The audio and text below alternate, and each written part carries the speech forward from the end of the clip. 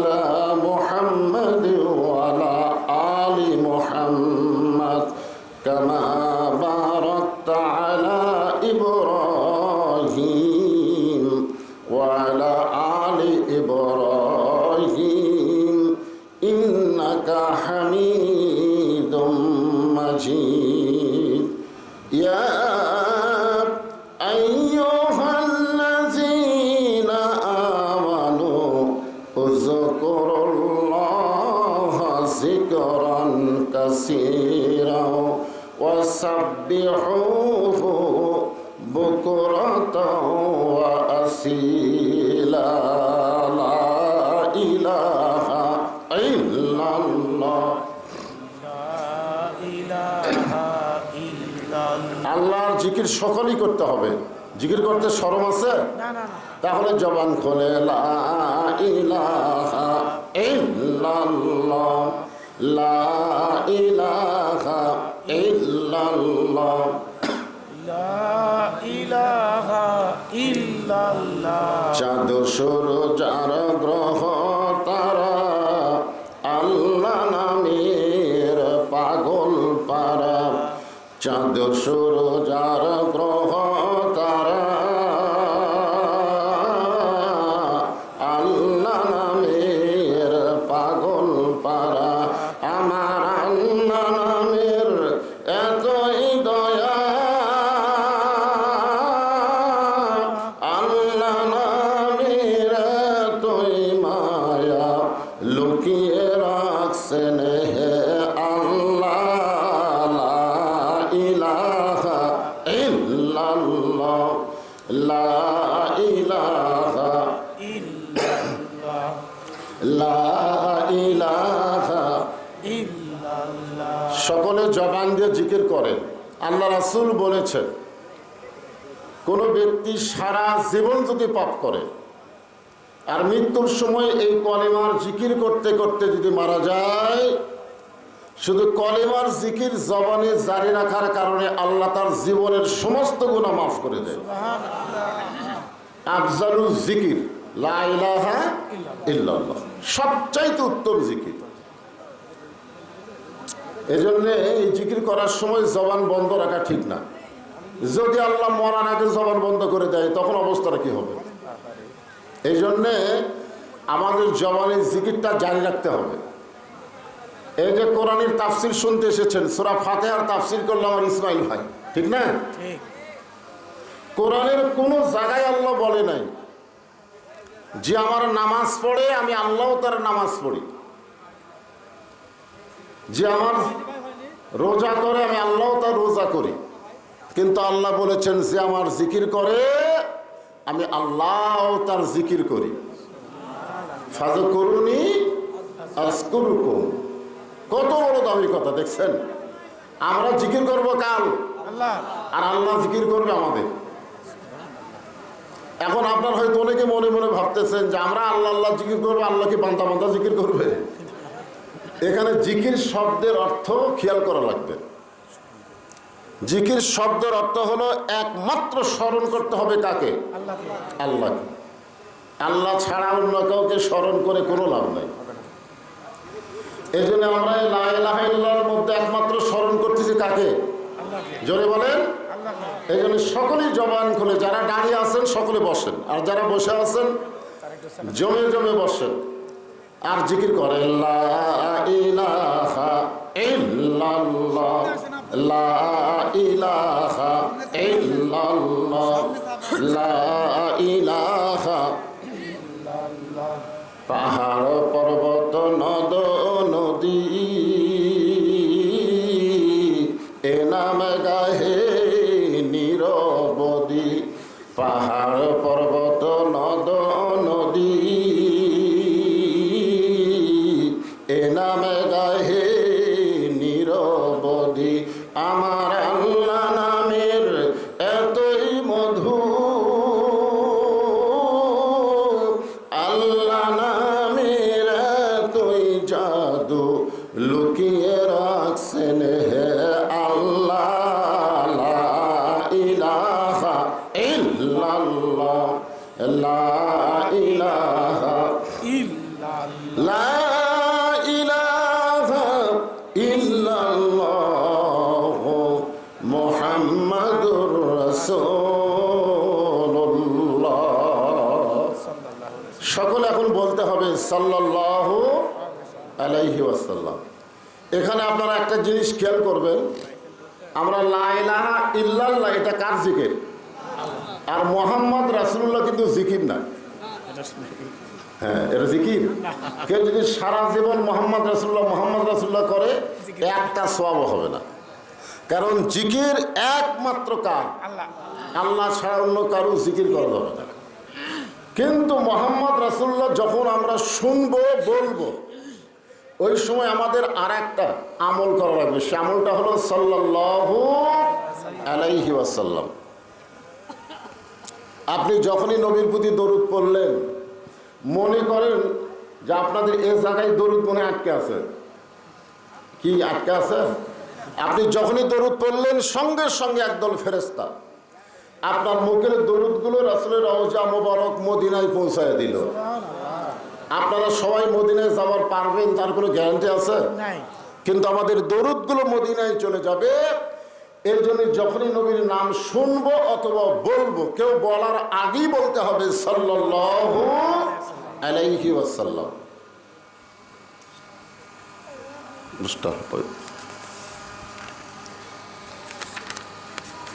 চক দেবীরামপুর মধ্যপাড়া জামে মসজিদ কমিটি কর্তৃক আয়োজিত আজকের এই তাফসীরুল কোরআন মাহফিলে আল্লাহ তাআলা যিনাকে সম্মানিত সভাপতির আসনে কবুল করেছেন। আজকের এই মাহফিলের সম্মানিত সভাপতি জনাব মোহাম্মদ দবির উদ্দিন দুলাল আছেন তো? জি আলহামদুলিল্লাহ। আজকের এই মাহফিলের সম্মানিত সভাপতিকে অন্তরের অন্তঃস্থল থেকে আমি শুভেচ্ছা জ্ঞাপন করছি। সম্মানিত সহসভাপতি যিনাদের নাম রয়েছে, সকলকেই আন্তরিকভাবে শুভেচ্ছা জ্ঞাপন করছি। আজকের এই মাহফিলের সম্মানিত প্রধান অতিথি আপনাদের সম্মানিত এমপি সাহেব জনাব এস.এম. বুরহানি সুলতান মামুদ, সকলে ডাক নাম বলে গামা। উনি রাষ্ট্রীয় কাজে মান্দাতে নাই, যার কারণে উনি মাহফিল উপস্থিত হতে পারেননি। আজকের এই মাহফিলের সম্মানিত বিশেষ অতিথিবৃন্দ, সম্মানিত সুধীজন, সকলকেই অন্তরের অন্তঃস্থল থেকে আমি শুভেচ্ছা জ্ঞাপন করছি। আজকের এই মাহফিলে সম্মানিত ওলামায়ে কেরাম, আপনাদের মাঝে মাঝে যে সমস্ত আলেম ওলামা বসে আছেন, মঞ্চে উপবিষ্ট আছেন, মাগরিবের নামাজের পর থেকে এতক্ষণ পর্যন্ত কোরআন হাদিসের আলোকে অত্যন্ত গুরুত্বপূর্ণ আলোচনা করে আপনাদেরকে শোনালেন। আলেম ওলামা সহ আজকের এই মাহফিলের বক্তাগণকে অন্তরের অন্তঃস্থল থেকে আমি শুভেচ্ছা জ্ঞাপন করছি। এই মুহূর্তে আমার সামনে যারা বসে আছেন, আপনাদের এলাকায় প্রচুর কাজ শুরু হয়েছে, যেরকম ঠিক কিনা? হ্যাঁ, আমি এই জন্য ঈশান নামাজের আগে এখানে এসেছি। আমি মনে করছি যে কাজ কাম যখন শুরু হয়ে গেছে, বেশি রাত না করে অল্প রাতের মধ্যেই মাহফিলটা সমাপ্ত করা ভালো। এই নিয়তে কিন্তু আমি এসেছি ঈশান নামাজের আগে, মাগরিবের পর। তা আপনারা তো এই কাজ কামের সারাদিন ব্যস্ততা থাকার পরেও আরামের একটা ঘুম। আল্লাহ রাসূলকে যখন উমর ফারুক জিজ্ঞাসা করলেন, ইয়া রাসূলুল্লাহ, 3 ওয়াক্ত নামাজ তাড়াতাড়ি, আসর মাগরিব আর এশা, তাড়াতাড়ি না? আসর হয়ে গেলেই মাগরিব, মাগরিব হয়ে গেলেই দেখবেন খালি তাড়াতাড়ি আসতেছে। কিন্তু 2 ওয়াক্ত নামাজ লম্বা কেন? এশা থেকে ফজর, ফজর থেকে জোহর, এই 2 ওয়াক্ত নামাজের সময় লম্বা না? বুঝতেছে না? মাঝখানে একটা গ্যাপ আছে। এটা কি কম না বেশি? আল্লাহ রাসূল বললেন, ফজরের নামাজের পর থেকে জোহর পর্যন্ত আল্লাহ লম্বা সময় দেওয়ার কারণ হলো মানুষ এই লম্বা সময়ের মধ্যে কাজ কাম করবে, চাকরি বাকরি করবে, ব্যবসা বাণিজ্য করবে। এইগুলো করতে গিয়ে তার দেহের যে ক্ষয় হবে, ব্রেনের যে ক্ষয় হবে, এই ক্ষয়টা পূরণের জন্য এশা থেকে ফজর পর্যন্ত আল্লাহ একটা লম্বা সময় দিয়ে দিছে। এই লম্বা সময় ওয়াজ শোনার জন্য না, ঘুম পড়ার জন্যে। ধরে কোন কি বলার জন্যে? ঘুমের জন্য। কথা কয় না। ঘুম পারলেই ওই যে ক্ষয় হয়েছে ওই ক্ষয়টা আল্লাহ ঘুমের মাধ্যমে পুরা করে দিবে। সুবহানাল্লাহ করলেন না? নামাজ সাজানোর সাইজটা দেখছেন যে মসজিদের উন্নতি গল্পে মাহফিল, মসজিদের উদ্যোগে মাহফিল। মসজিদের উন্নতি বলতে আমরা বুঝি মসজিদকে সাইজ করা। আসলে মসজিদের উন্নতি বলতে মসজিদের কালেকশনের আগে মুসল্লি কালেকশন করা। ধরে কোন কথা ঠিক কিনা? এরা জুম্মার মুসল্লি না, 5 ওয়াক্ত নামাজের মুসল্লি। বিশেষ করে 2 ওয়াক্ত নামাজ জামাতে না পড়লে আপনি মুনাফিক হয়ে যাবেন। একটা হলো ঈশার নামাজ আর একটা হলো ফজরের নামাজ। তো যাই হোক, শরীর ক্লান্ত থাকার পরেও আমাকে এক সময় বলতে যে হুজুর মাহফিলে লোকজন হচ্ছে না, আসতেছে না। আমি তখন মনে করলাম হয়তো কাজ কামের কারণেই লোকজন হচ্ছে না, কিন্তু এখন দেখতেছি বসার আর জায়গা নেই। তার মানে লোকজন আশেপাশে ঘোরাঘুরি করতেছিল। কোন একটা বক্তাকে টার্গেট করে অসুবিধা হবে না তো, আল্লাহর কোরআনকে টার্গেট করে মাহফিল আসতে হবে। জোরে কোন কথা ঠিক কিনা? হ্যাঁ। এ ভাই, পিছনে কিছু লোক দাঁড়িয়ে আছে, আপনারা তাদেরকে বসতে দেন, আপনাদেরই ভাই তো। হ্যাঁ, গরমের দিন বেশি চাপতে বলবো না, যতদূর পর্যন্ত চাপা যায়। আল্লাহর রাস্তায় একটু চেপে চেপে বসেন। আমি আমার অন্তরের অন্তঃস্থল থেকে আপনাদের সবাইকে শুভেচ্ছা জ্ঞাপন করছি। সম্মানিত মা বোনেরা, পর্দার অন্তরালে বসে বসে যারা আলোচনা শুনতেছেন তাদেরকে শ্রদ্ধা জ্ঞাপন করে এই মুহূর্তে জানতে চাচ্ছি আপনারা সকলে কেমন আছেন? আলহামদুলিল্লাহ। আলহামদুলিল্লাহি রাব্বিল আলামিন। সূরা ফাতিহার তাফসীর তো শুনলেনই, পুরোপুরি প্রশংসা করা লাগবে। আপনি যখন বলবেন আলহামদু, এই আলহামদু শব্দের অর্থ হলো প্রশংসা করিতেছি। আপনি যখন আলহামদু বললেন তখন আল্লাহ কি বসে থাকে নাকি? আল্লাহ বলতেছে লিমানিল হাম, তুমি কার প্রশংসা করতেছ? তখন আমরা বলি লিল্লাহে, আমরা আল্লাহর প্রশংসা করতেছি। তখন আল্লাহ বলেন মানিল্লাহ, কোন আল্লাহ? এখনই তো সমস্যা। এই যে আমাদের এক নেতা বলল যে 4 লক্ষ মানুষের আস্থা, আপনাদের এমপি সাহেবকে আস্থা বলল। কত জায়গা শুনি যে শেষ আশ্রয়, হ্যাঁ আশ্রয়স্থল বলে, এরকম বলে কি বলে না? এগুলো বলা সম্পূর্ণ মুশরিকি, বেদাত না, সম্পূর্ণ শিরকি। বলা যাবে? তো আল্লাহ কেন বলতেছে মানিল্লাহ, কোন আল্লাহ? কারণ আল্লাহ জানে এরকে মুখত এক আল্লাহ, ভিতরে মেলা আল্লাহ, আল্লাহর হিসাব নেই। এরা মাঝে মধ্যে আবাদ দেখে বলে এবার আবাদ হচ্ছে না, খাবো কি? এদের বিশ্বাস আবাদই খাওয়ায়। এরা মাঝে মধ্যে আফসোস করে বলে লেখাপড়া শিখলাম, চাকরি বাকরি হচ্ছে না, চলবো কেমনে? বিশ্বাস করে চাকরি চলায়। মাঝে মধ্যে এরকম বলে যে যে ব্যবসা হচ্ছে না, এখন তো আর ব্যবসা নেই, ব্যবসা না হলে বাঁচি কেমনে? আপনারা বলেন তো, খাওয়ানোর মালিককে আল্লাহ, চলানোর মালিককে আল্লাহ, বাঁচানোর মালিককে আল্লাহ। অনেক সময় কিন্তু আপনাদের মধ্যে কেউ কেউ বলে আল্লাহও লাগে, হিল্লাও লাগে, বলে কি বলেন না? আপনারা বলেন তো, আল্লাহ লাগে, হিল্লা লাগে না। এই ভাই তোমরা দাঁড়ায় না, বিরক্ত করো না। এমনি 2 ধারা 2টা দিয়ে এই জনগণ আমার ঠিক মতো দেখবারই পাচ্ছে না। ঠিক আছে, হ্যাঁ, একটু মনোযোগ দিয়ে শোনা লাগবে, তাহলে ইনশাল্লাহ দেখা তো যাবেই। এরা মিডিয়া কিন্তু আপনাকে এই মাহফিলটা এখানে নাই, এটা গোটা পৃথিবী, গোটা বিশ্ব লাইভের মাধ্যমে জানতে পারছে আজকে মান্দা একটা মাহফিল হচ্ছে। বলেন সুবহানাল্লাহ। আগে কিন্তু এই সুযোগ ছিল না। আমরা আগে এক জায়গায় ফাটাফাটি ওয়াজ করে চলে যাইতাম, খালি ওই এলাকার লোকেরাই জানতো, বুঝলেন? আমি এক জায়গায় সেই রকম ফাটাফাটি ওয়াজ করছি, মনে করছি কিছুই হবে না। 100 কিলো পরে এসে দেখি পুলিশ আমার গাড়ি আটকায় দিল। হুজুর কি কথা কই আইছে, লাইভে সব দেখছি। আপনি সরকারি বিরুদ্ধে ওয়াজ করবেন আর সরকারি রাস্তার মধ্যে চলবেন, জেলখানার ঢোকা লাগবে। ধরে কোন খারাপ ঢোকা লাগবে? এই মিডিয়া যেমন ভালো, আবার বক্তাকে সাইজ করার জন্য একটা উপযোগী মাধ্যম, ঠিক কিনা কথা?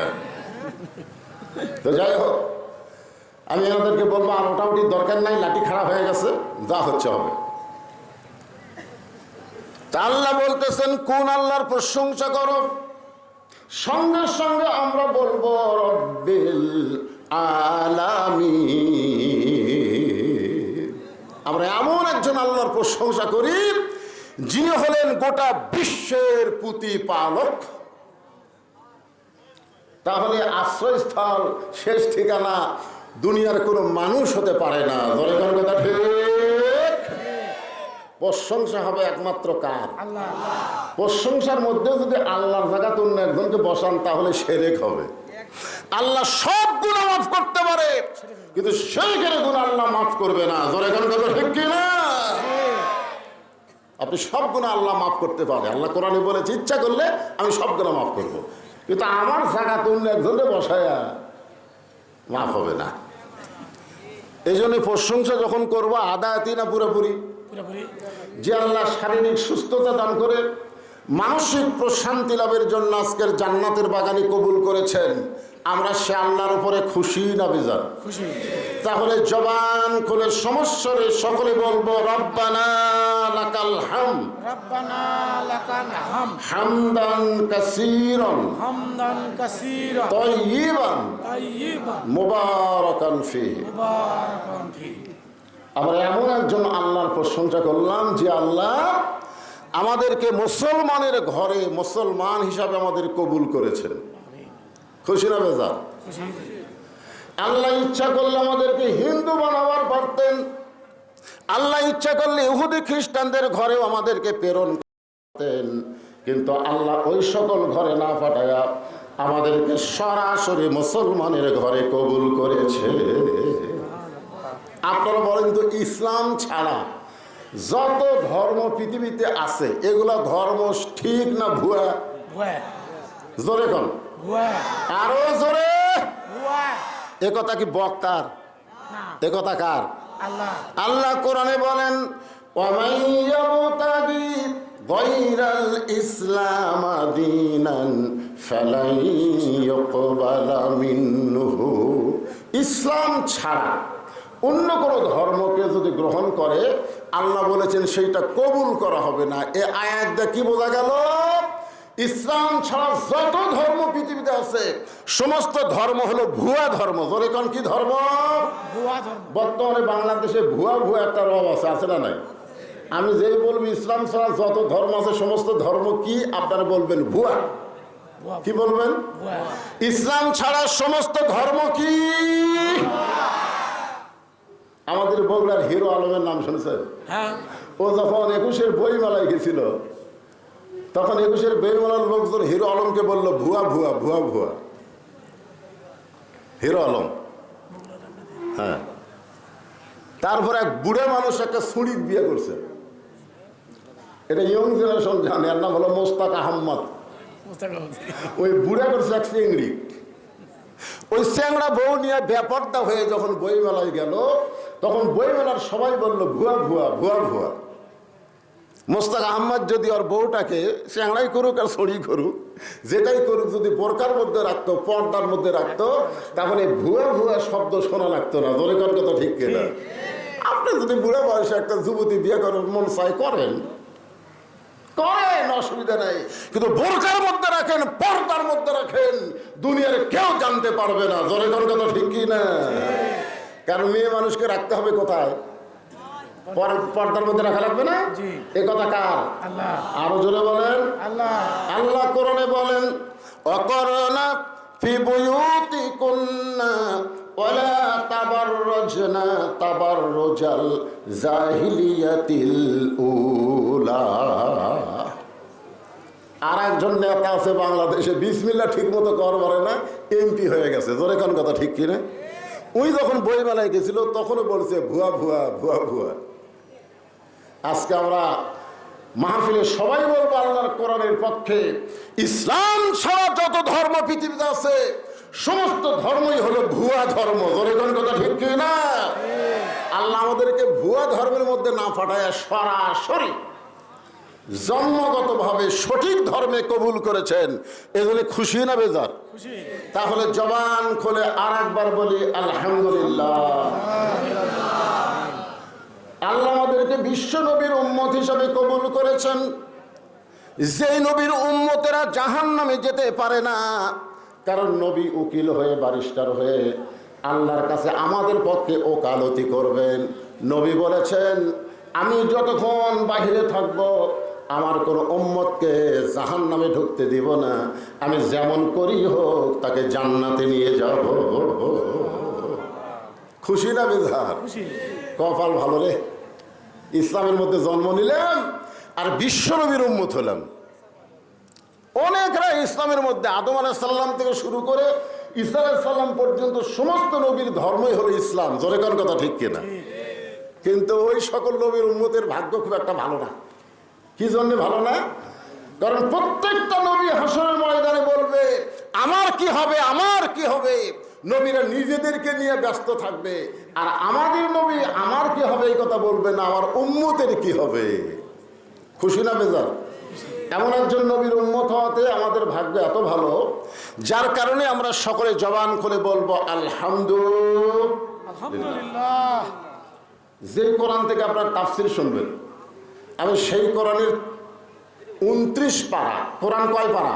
30 পারা। 30 পারা, হ্যাঁ 30 পারা কোরআনের 29 পারার প্রথমেই একটা সূরা, যে সূরার নাম হলো সূরা মুলক।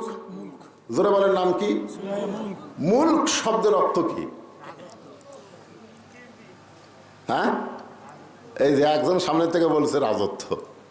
অনেকে আমাকে মধ্যে বলে হুজুর রাজনীতি দান করেন না, কোরআনের মাহফিলে কোনো রাজনীতি চলবে না। অথচ রাজত্ব নামের একটা সূরাই কোরআনের ভিতরে আছে। জোরে কথা কোন আছে না? না আছে না? না, সেই সূরার প্রথমে আল্লাহ বললেন তাবারাকাল্লাযী বিয়াদিহিল মুলকু ওয়া হুয়া আলা কুল্লি শাইইন কাদির। মানে যে এলাকায় ইসলামী দল কম, ভেজাল দল বেশি, ওই এলাকায় কোরআন তেলাওয়াত করলে আল্লাহু আকবার স্লোগান খুব একটা শোনা যায় না। কেন আমাদের বড় বড় দলের মধ্যে আল্লাহু আকবার নাই। জোরে কোন কথা ঠিক কথা কন। আজকে বাংলাদেশের কোনো বড় দলের মিছিল থেকে কেউ যদি আল্লাহু আকবার কয়, ও ঘাট ধরে বের করে দিবি। কেন আমাদের দল তো আল্লাহু আকবার নাই রে। তা আপনারা কি সেই দলের লোক নাকি? হ্যাঁ, কি রে? কোরআন তেলাওয়াত শুনলে মানুষের ঈমান বাড়ে না কমে? এ জোরে কোন বাড়ে না কমে? ঈমান বাড়ার লক্ষণ কি? বাতিলের সাথে আপোষ করে চুপ থাকা। না, জীবন বাঁচানো ফরজ বাড়ে, জীবন বাঁচানো ফরজ। এটা ঠিক না। আজকে বাংলাদেশের মানুষ মুসলমান দাবি করে আর বাতিলের সঙ্গে আপোষ করে জীবন বাঁচান ফরজ মনে করতেছে। জোরে কোন কথা ঠিক কি না? আর ফিলিস্তিনের মুসলমান বাতিলের সঙ্গে আপোষ না করে নিজের জীবন দিয়ে শাহাদাতের পিয়ালা পান করতেছে। জোরে কোন ঠিক কিনা ভাইজান? মরা তো লাগবেই। আপনি যতই চেষ্টা করেন আপনি কি বাঁচতে পারবেন নাকি? তো বেঈমান হয়ে বেঁচে থাকার চাইতে ঈমান নিয়ে মরা অনেক ভালো। আপনার মরবার চাচ্ছেন না? চাচ্ছেন? হ্যাঁ, সবাই ফাঁসির মিছিল করে।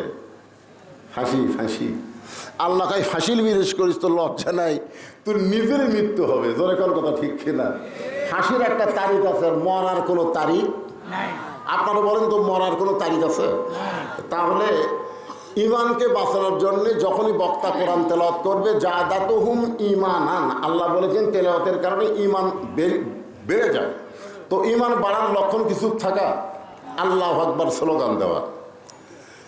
আল্লাহ কোরআনে বলতেছেন ইন্নামাল মুমিনুনা আল্লাযীনা ইযা যুকিরাল্লাহু ওয়াজিলাত কুলুবুহুম ওয়া ইযা তুলিয়াত আলাইহিম আয়াতুহু যাদাতুহুম ঈমানাও ওয়া আলা রাব্বিহিম ইয়াতাওয়াক্কালুন। এখন সূরা মুলকের 1 নম্বর আয়াতের অর্থ শোনেন, তারপরে তাফসীর হবে। অর্থ হচ্ছে গোটা পৃথিবীর রাজত্ব, কর্তৃত্ব, মালিকানা একমাত্র কার হাতে? আল্লাহ। হাত মানে কি? হাত মানে বাংলাদেশের ক্ষমতা কার হাতে? না না না, গোটা পৃথিবী, এখানে বলা হচ্ছে গোটা পৃথিবীর ক্ষমতা। মনে হয় এর মধ্যে বাংলাদেশ বাদ আছে নাকি? বাংলাদেশ বাদ? তো অনেকে তো বলে আমার দল ক্ষমতা আছে রে, আমার চিনিস, আমার দল ক্ষমতা আছে। আল্লাহ বলতেছে তোর দল ক্ষমতা নাই, ক্ষমতায় আমি আল্লাহ আছি। যে কোনো মুহূর্তে তোর দলকে ক্ষমতা থেকে নামানোর ক্ষমতা কার? আরো জোরে বলেন। অনেকে মনে করে হবি না, 5 তলা বিল্ডিং এর উপরে 1.5 লাখ টাকার খাট, 12,000 টাকার কম্বল, মাঘ মাসে 9টার সময় গাড়ি দিয়ে বলতেছে আমার বাড়ি, আমার ঘর, আমাকে নামাইকে। কান্দের ফেরেশতা বলতেছে আল্লাহ, ঘুমের আগে দোয়া হলো আল্লাহুম্মা বিসমিকা আমুতু ওয়া আহইয়া। আর ই কি দোয়া করলো? ই যে বললো আমার নামাইকে। আল্লাহ বলে ঠিক আছে। রাত যখন 3টা বাজে তখন আল্লাহ 40 সেকেন্ডের একটা ভূমিকম্প দিচ্ছে। যখন কয় সেকেন্ডের? বিল্ডিং খালি 2বার কাঁপা উঠছে। ওই এত ফোর্সে নামছে, যার লঙ্গিতে কম্বলের মধ্যে খুলে আছে ওরাও পড়ার টাইম পায়নি। তখন ফেরেশতাকে আল্লাহ নামাইলা নামাইলা, তাই বলে ন্যাংটা করে নামালা। আল্লাহ বলতে চাও আলা কুল্লি শাইইন কাদির। জনগণ যদি নামাবার না পারে, আমি আল্লাহর নামান হলো ন্যাংটা করে। এখন কি করে? আপনার মনে করতে তো আমরা নামাবার পারতেছি না, তাই বলে কি নামবি না? উঠলে উঠলে না লাগবি। বিশ্বাস করেন আবার না করেন, নামবে ঠিকই, ইজ্জতের সাথে নামতে পারবে না। ধরে এখন কথা ঠিক কিনা? এই জন্য সবাই বিশ্বাস করবেন গোটা পৃথিবীর রাজত্ব, কর্তৃত্ব, মালিকানা একমাত্র কার হাতে? এখানে হাত মানে কি? অনেকে বলতেছে লোকটার হাত ভালো বারে, বলে না এরকম লোকটার হাত ভালো, হাত আছে রে, হাত আছে। কত বড় হাত! আজকে আমরা কারো হাত বিশ্বাস করব না, বিশ্বাস করব ক্ষমতা একমাত্র আল্লাহ। ধরেন ঠিক কিনা? ওহু আলা কুল্লি শাইইন কাদির। সমস্ত ক্ষমতার মালিক কে? অনেকে বলে জনগণই ক্ষমতার উৎস, বলে কি বলে না? অনেকে বলে পানির অপর নাম জীবন। জনগণ যদি ক্ষমতার উৎস হয়, হঠাৎ ঝড় উঠলে জনগণ কুটি যায়। কথা কন না, কেন কুটি যায়? তো ক্ষমতার উৎস জনগণ, দাঁড়াও দাঁড়াও। কয়েকদিন আগে বরিশালে পাথর বৃষ্টি হলো, জনগণ কুটি গেল। মসজিদে গেলে তাও ভালো, মসজিদে গেছে। এই জন্য আজকে বিশ্বাস করতে হবে সমস্ত ক্ষমতার মালিককে। জনগণ ক্ষমতার মালিক না, পানির নাম জীবন না। কারণ যে ব্যক্তি সাঁতার জানে না, তার নৌকা যদি ডুবে যায়, আপনি যদি বলেন পানির অপর নাম জীবন ভাই, তখন কি বলবি? পাগলা হুজুর রে, পানি খাইয়াই মরে যাচ্ছে। জনগণ কথা ঠিক কিনা? এরপর আল্লাহ বলতেছেন আল্লাযী, এই আয়াতটা খুবই মারাত্মক, খুব খেয়াল করে শুনবেন। আল্লাযী খালাকাল মাউতা ওয়াল হায়াতা লিয়াবলুয়াকুম আইয়ুকুম আহসানু আমালান ওয়া হুয়াল আজিজুল গফুর। অর্থ শোনেন, আয়াতের অর্থ হচ্ছে মৃত্যু এবং হায়াতের স্রষ্টাকে কেউ মারতে পারবে না, আল্লাহ যদি বাঁচায়। এ বিশ্বাস আছে? কেউ বাঁচাতে পারবে না আল্লাহ যদি মারে। আল্লাহ বলতেছেন তোমাদেরকে পরীক্ষা করা হবে, লিয়াবলুয়াকুম মানে তোমাদেরকে পরীক্ষা করা হবে, আইয়ুকুম আহসানু আমালা, সুন্দর আমলের পরীক্ষা। আপনার বলেন তো বাংলাদেশের মুসলমান সুন্দর আমল করতে চায়? চায় না। সুন্দর আমল করতে চাই কি চায় না? যেরকম চাই কি চায় না? কিন্তু সুন্দর আমল করার যে পরিবেশ, এই পরিবেশটাকে বাংলাদেশে আছে। আমি একটা যুক্তি দিলে আপনারা বুঝবেন। আচ্ছা, মনে করেন হিন্দু জন্ম দিয়া তার সন্তানকে মুসলমানের বাড়িতে লালন পালন করতে দিছে। জন্ম দিছে কে? লালন পালন করতেছে মুসলমান। 10 বছর পরে হিন্দু তার সন্তানকে ফেরত নিছে। এখন আপনারা বলেন তো, ওই সন্তান ভগবান কবে না আল্লাহ কবে? আর মুসলমান জন্ম দিয়া হিন্দুর বাড়িতে লালন পালন করতে দিছে, 10 বছর পরে মুসলমান তার সন্তানকে ফেরত দিছে। আপনারা বলেন তো, সন্তান আল্লাহ কবে না ভগবান কবে? আমার কথা বুঝতে পারলেন না? কি বলবে? তাহলে এখানে আপনারা কি বুঝলেন? জন্ম দিলেই হিন্দু মুসলমান হয় না। হিন্দু মুসলমানকে তৈরি করতে গেলে একটা পরিবেশ লাগে। জোরে কার কথা ঠিক কিনা? বর্তমানে আপনাকে মান্দার যে পরিবেশ চলতেছে, এটা কি পরিবেশ? হিন্দু না মুসলমান? কথা মিশালা দোয়াশলে, মানে বিলের মধ্যে আমার ওয়াজ, বিল চলন বিলের ভিতর ওয়াজ। আমার বলতে হুজুর এমন অবস্থা হচ্ছে, নৌকাও চলতেছে না আর হুন্ডাও চলতেছে না। এর নাম হলো দোয়াশলে। আপনাকে মসজিদে চলতেছে আল্লাহর কাম, আর বাড়ি চিন্তা করে দেখতে হবে তো। এই পরিবেশে আমাদের সন্তানগুলো, যুবকগুলো কোরআনের মাহফিলের সাথে বসেছে। এই যে বসে গেছে যুবকগুলো, আলহামদুলিল্লাহ কম। এদেরকে সঠিক মেসেজ, সঠিক জিনিসটা দাওয়াতের মাধ্যমে, কোরআনের মাধ্যমে, তাফসীরের মাধ্যমে বলার দরকার আছে না নাই? জোরে করে আছে না নাই? হ্যাঁ, এই জন্য একটু মনোযোগ দিয়ে শোনা লাগবে। যুবকদের জন্যই কথাটা আমি টার্গেট করে বলতেছি, কারণ যৌবনটা খুব দামি জিনিস। সারা জীবন ঘুষের চাকরি করছে, ঘুষ খাচ্ছে, 7 তলা বাড়ি বানাচ্ছে। এখন চাকরি শেষ হলে ওই বুড়া তওবা করতেছে, আল্লাহ আমি আর ঘুষ খাবো না, আল্লাহ আমি আর ঘুষ খাবো না।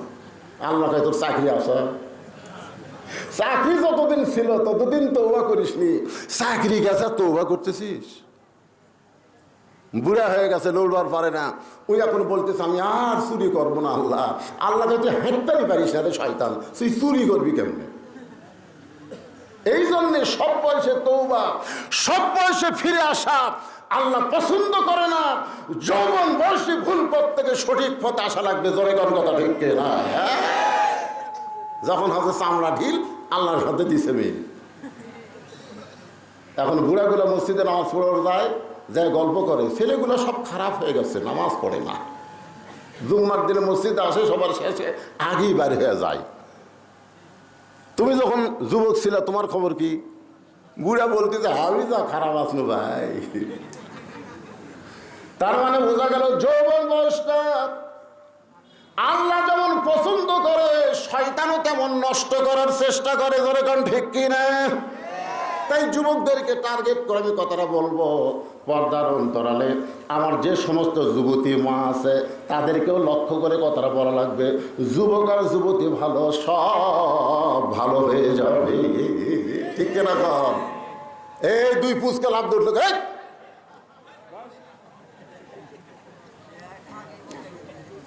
এই বয়সটা হলো নষ্ট করার বয়স। এই জন্য তো রাসূল বলেছে 7 বছর থেকে, কয় বছর? 7 বছরের তালিম দাও। 7 বছরে কিসের তালিম দাও? নামাজের তালিম দাও। আর 10 বছর থেকে পড়বার না চাইলে ঘাড় ধরে। ওর বয়স কত? ওই দুটার বয়স কত? এখনই তালিম দেওয়া লাগবে। ওদেরকে উঠতে দেওয়া যাবে না। জোরে কোন কথা ঠিক করে ঠিক বলে? ওরা বাইরে যা কি করবে রাত 11টার সময়? এই 2 পুচকে তোরা উঠছি, তোরা বাইরে কি করবি রে? হ্যাঁ, খুব খেয়াল করবেন। তাহলে সুন্দর আমল আমরা করতে চাই, সুন্দর আমল করতে একটা পরিবেশ লাগবে। সেই পরিবেশ আমাদের বাংলাদেশ। আপনারা শূন্যস্থান পূরণ করেন না কেন?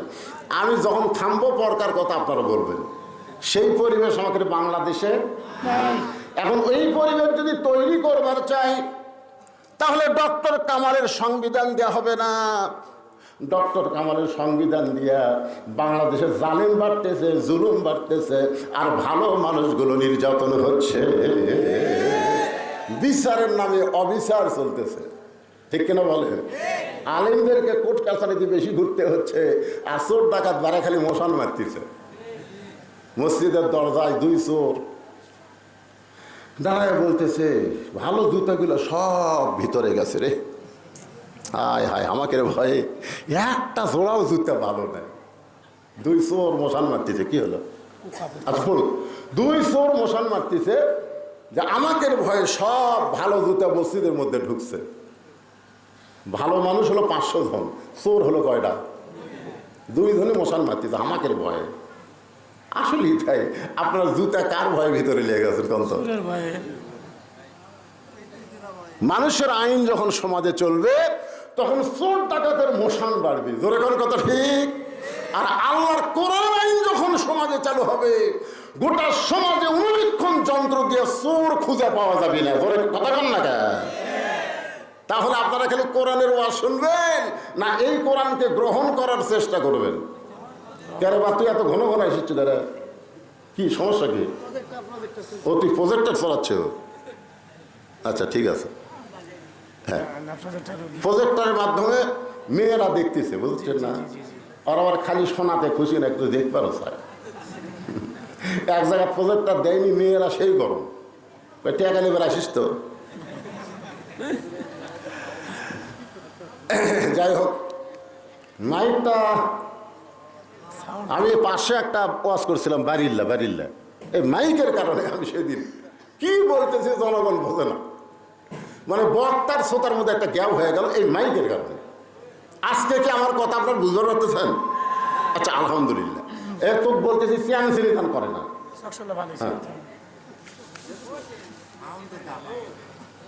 বেশি সাউন্ড লাগবে না তো শ্রোতারা যেন আমার কথাটা বুঝবার পারে, কারণ সূরা মুলকের 2টা আয়াত নিয়ে আপনাদের সামনে আলোচনা হবে। হ্যাঁ, তাহলে আপনারা কি বুঝলেন? পরিবেশ যদি ভালো করতে চাই মানুষের আইন দেওয়া হবে না, আইন লাগবে কার? আপনারা বলেন তো, এই কোরআন খালি তেলাওয়াতের কিতাব না আইনের কিতাব? কিসের কিতাব? আইনের কিতাব। এই কিতাবটা কেমন, এইটা আপনাদেরকে সরাসরি দেখানোর জন্য সূরা মুলকের 2টা আয়াত আপনাদের সামনে তেলাওয়াত করতেছি। কারণ সারা জীবন শুধু কোরআন শুনলে হবে না, বাস্তবে আল্লাহর কোরআন আমাকে দেখা লাগবে। দেখার দরকার আছে না? বর্তমান নির্বাচনের সাইজ দেখে ভালো মানুষগুলো আর নির্বাচনও দাঁড়াচ্ছেই না, কারণ ভোটের আগে ভোট হয়ে যায়। ধরে এখন ঠিক কিনা ভাই? না, আজকে দেখলাম আপনাদের চেয়ারম্যান সাহেব দুনিয়ার থেকে চলে যাওয়ার পরে আবার আর একটা চেয়ারম্যান আছে। ওই চেয়ারম্যান যদি মসজিদের মধ্যে যায় হুজুর না পায়, আপনি বলেন তো নামাজ পড়ানোর মতন যোগ্যতা আছে না নাই? এ কথা কর না কেন? আপনাকে ইউনিয়ন সাহেব, ইউনিয়ন চেয়ারম্যান যদি যায় থেকে মসজিদে হুজুর নাই, তাহলে নামাজ খালি পড়বি না পড়াবার পারবি? আর অন্য কোনো নেতা যদি যায় থেকে হুজুর নাই, তখন খালি ঘড়ির দিকে তাকাবি, একটা হুজুরও নাই। ডাইরেক্ট এমন কথা বলবো না, ইশারা দিয়ে বলবো, বোঝার চেষ্টা করবেন। একটু মনোযোগ দিয়ে শুনলেই বুঝবেন এই কোরআনটা দেখতে কেমন। নিজের চোখে দেখার জন্য ছদ্মবেশে মদিনার অলি গলিতে হযরত ওমর ঘুরতেছে শুধুমাত্র আল্লাহর কোরআনকে দেখার জন্য। সুবহানাল্লাহ কোন। হঠাৎ হযরত ওমর দেখতে পায় 2 পাহাড়ের মাঝখানে বিস্তীর্ণ মরুভূমি। ওই মরুভূমির মধ্যে একজন রাখাল উট আর দুম্বা চড়ায়। হযরত ওমর আল্লাহর কোরআনকে দেখার জন্য রাখালকে সালাম দিলেন, আসসালামু আলাইকুম রাখাল ভাই, আমার পেটে ক্ষুধা লাগছে, আমি উটের 1 পেয়ালা দুধ চাই। রাখাল মুচকি মুচকি হাসে। ওমর ফারুক বলে, রাখাল আমি তোমাকে সালাম দিলাম, উটের 1 পেয়ালা দুধ চাইলাম, তুমি উত্তর দিলা না, আবার দুধ দিবা কেন সেটাও বলো না, তুমি মুচকি মুচকি হাসো, কারণ কি? রাখাল বলে, পথিক রে, তুমি আমাকে সালাম দিলি, সালামের উত্তর দিব না, উটের দুধ তো দূরের কথা। ওমর ফারুক বললেন, আমার অপরাধ কি? রাখাল বলে, তোমার অপরাধ হলো আগে তোমার পরিচয় দিতে হবে।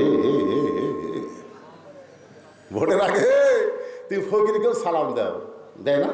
যখন দেয় না, আমার এলাকার এক নেতা ড্রাইভারকে বলতেছে গাড়ি থামা, তো ড্রাইভার বলতেছে স্যার কোনো মানুষজন তো নাই, গাড়ি থামাবো কেন? গাড়ি ওই যে আসতেছে, তাহলে ভিক্ষা করে খায়। নেতা বলতেছে ভোটের আগে থামা। ভোটের আগে নেতারা প্রত্যেকটা মাহফিলে যায়, ভোট পায় নেতা হয়ে গেলে ওই নেতারা আর দেখা করে না। জোরে কথা কন না কেন? গাড়ির থেকে নামে ফকিরকে সালাম দিচ্ছে, আসসালামু আলাইকুম চাচা কেমন আছেন? ফকির খেলে চারিদিক তাকায়, কাক সালাম দিলা বাবা, কাক না দিলাম, আমি ভিক্ষা করে খাই। তাই ভোটের আগে আপনিও যা আমিও তাই। এই জন্য হযরত ওমরকে রাখাল বলতেছে, তোমার সালামের উত্তর দিব না, উটের দুধ দেওয়ার তো প্রশ্নই উঠে না, আগে জানতে হবে তোমার পরিচয় কি। ওমর ফারুক বললেন, রাখাল আমার পরিচয়। হঠাৎ আল্লাহর কোরআন সামনে এসে বলতেছে, ওমর রাখাল যখন তোমার পরিচয় চাইছে তুমি আসল পরিচয় দাও, ভেজাল পরিচয় হবে না। মৌলানা বজলুল রশিদ এটা হলো ভেজাল পরিচয়, এমপি সাহেব ভেজাল পরিচয়, প্রধানমন্ত্রী ভেজাল পরিচয়, সভাপতি হলো ভেজাল পরিচয়। আসল পরিচয় হলো মিল্লাতা আবিকুম ইব্রাহিম হুয়া সাম্মাকুমুল মুসলিমিন।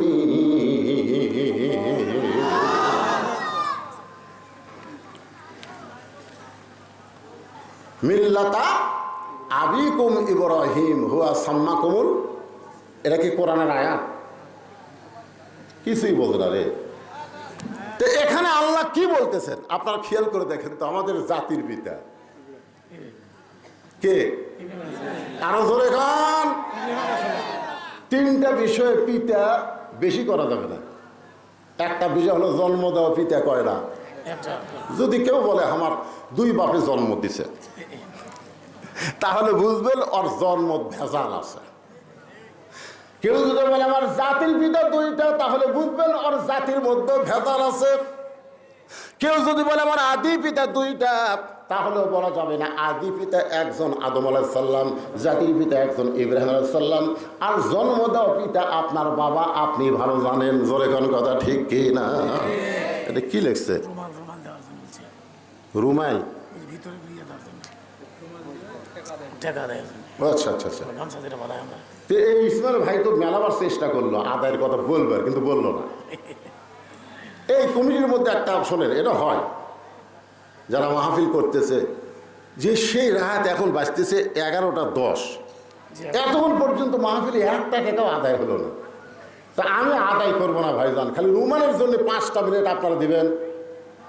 এই কথা মানে 5টা মিনিট দিবেন। 5 মিনিট পরে একটা আনা ওয়াজ হবি, যাতে আর কোনো সমস্যা না হয়। হ্যাঁ, এই 5টা মিনিট একটু রুমাল লাগে বাবা, রুমাল ফুটে এই যারা রুমালের কথা লেখলো বলার সাথে সাথে নামা লাগবে, কারেন্টের মতন কাম করা লাগবে। জোরে কারণ ঠিক কিনা? এই রুমাল নামো, চারিদিক থেকে 10 জন নামো। আল্লাহর ঘর মসজিদে সবাই দান করবেন, করবেন না ভাইজান? এই সবাই করবেন না? 10 পারেন, 20 পারেন, 50 পারেন, 100 পারেন। রুমালটা যখন আপনার সামনে যাবে, মনে করবে এটা আপনার জীবনের শেষ দান, আর হয়তো দান করার সময় আল্লাহ নাও দিতে পারে। এই জন্য সবাই আল্লাহর রাস্তায় দান করবেন। এই ফাঁকে কেউ যদি মনে করে হ্যাঁ মেয়েদের মধ্যেও মেয়েরা রুমাল নিয়ে যাবে, মরদ মানুষ যাওয়া চলবে না। অনেকে বলবে হুজুর আপনার দেখা যদি ওয়াজ শুনবার পারে, তাহলে মরদ মানুষ গেলে অসুবিধা কি? মেয়েদের মধ্যে কে আদায় করবে? আপনাকে কি মেয়ে মানুষ আছে? মাশাআল্লাহ। এ মায়েরা, আপনাদের যাদেরকে আদায়ের দায়িত্ব দেওয়া হয়েছে,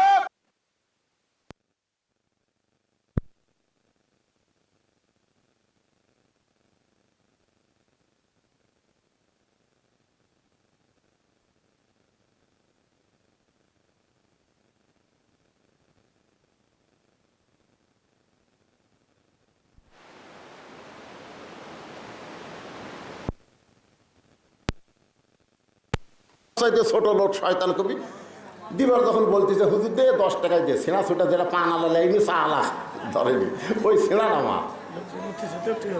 না না উঠবে কেন? একজন উঠবে না। যারা উঠতেছে এরা হলো স্যান্ডেল চোরা। ধর এখন কি চোরা? এরা মসজিদে নামাজ পড়েও যায় না, তো স্যান্ডেল চুরি করবার যায়। আদায়ের কথা শুনে উঠবেন কেন? আপনি সারা জীবন শোনা লাভ হবে না। 10টা টাকা আল্লাহর ঘরে দান করে দিলে ওই দানটাই আপনাকে জান্নাতে নিয়ে যাবে। জোরে গান কথা ঠিক কিনা? আবু জেহেল তো সারা রাত আর শুনতে পারল না, কিন্তু আমল করেনি। এই গামছার মধ্যে 10টা টাকা দেন, আর যারা উঠে যাচ্ছে ওই ফাঁকের মধ্যে যারা দাঁড়িয়ে আছেন তারা আপনারা বসেন। এই জাহিদ শাহ মাশাল্লাহ কালীগ্রাম। খুব চালাক, কালীগ্রামের জাহিদ। ও চিন্তা করছে গামছার মধ্যে 10 টাকা না দিয়া আল্লাহর ঘর মসজিদে 500 টাকা দিল। আল্লাহ তার দানটা কবুল করে নেন। যে নিয়তে দিল আল্লাহ তার নেক নিয়ত নেক আশাকে কবুল করে, আল্লাহুম্মা আমিন। বর্তমান চেয়ারম্যান সাহেব 5,000 টাকা, তার মধ্যে নগদ 2,000, বাকি 3,000 টাকা দান করেছে। তো ইজ্জু মান তাশা, সম্মান দেওয়ার মালিককে আল্লাহ তাকে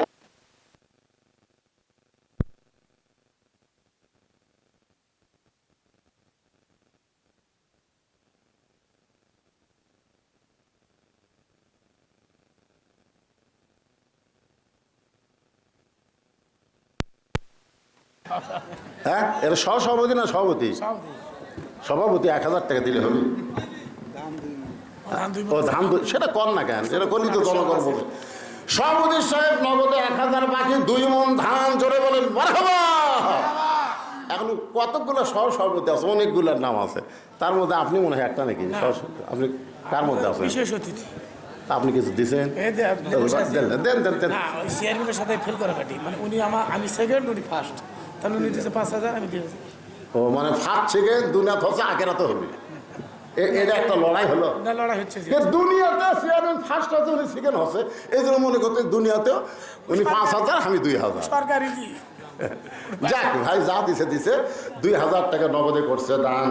আল্লাহ ভাইয়ের দানকে কবুল করেন, আমার সামনে ইজ্জতের মালা পরায় দেন। ধরে কান আমি সহসভাপতি কেউ নাই? আপনি সহসভাপতি? হ্যাঁ, মসজিদের সেক্রেটারি। তাহলে খালি টাকা 1,000 দিরহাম হবে, পরে আরো 2,000 টাকা করবে দান। আল্লাহ 3,000 টাকা সেক্রেটারির দান আল্লাহ আপনি কবুল করেন, আল্লাহুম্মা আমিন। স্লিপের কথা একটু বলে দেন না, কেউ লেখে লিখুক স্লিপ। আলহাজ রিয়াজউদ্দিন 1 বস্তা সিমেন্ট করলো দান। এই আদায় কি গামছার আদায় শেষ? গামছার আদায় কি শেষ হচ্ছে? গামছার তো দেখা যায় না। গামছার আদায় শেষ হলে তো আওয়াজ শুরু হয়, বুঝুন না কেন? হ্যাঁ, এগুলো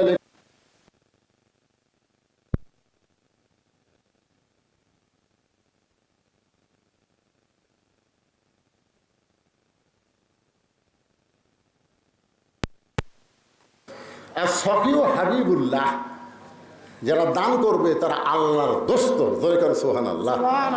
আল বাখিলু লা ইয়াদখুলুল জান্নাহ, আর যারা বখালতি করবে তারা জান্নাতেই প্রবেশ করবে না। আর দুনিয়ার মধ্যে সবচাইতে বড় দান হলো আল্লাহর ঘরে দান করা। জোরে করে কথা ঠিক কি না? কেউ যদি 1 টাকাও দান করে আল্লাহ তার জন্য জান্নাতে একটা ঘর বানায়া দিবে। এটা কি জাতা কথা কে রে ভাই? হ্যাঁ, কতগুলো যে উঠা চলে গেল, ওরকে ভাগ্যে জান্নাত নাই তো কোথায় দিবে? পকেট ভরা টাকা থেকেও অনেকে দিবার পারে না। যাই হোক, আপনার যা পারছেন দান করছেন, আলহামদুলিল্লাহ। সাইদুর রহমান চকদেবিরাম মাদ্রাসার মাওলানা সাহেব 1,500 টাকা দান করছে, আল্লাহ তার দান কবুল করেন। আরেকজন 100 দান করলো। আমরা ভাইস প্রিন্সিপাল সাহেব 500 টাকা দান করছে। আপনাকে এলাকায় কিসের ভাইস প্রিন্সিপাল? এরা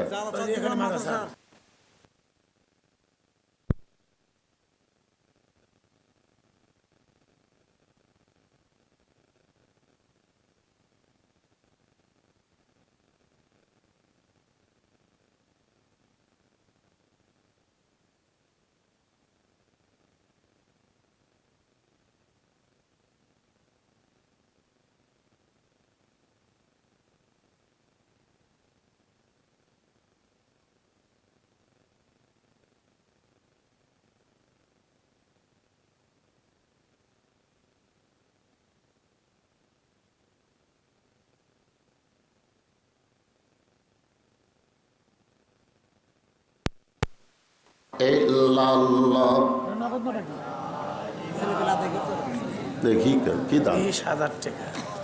এবারে এটা ঠিক আছে কে রে?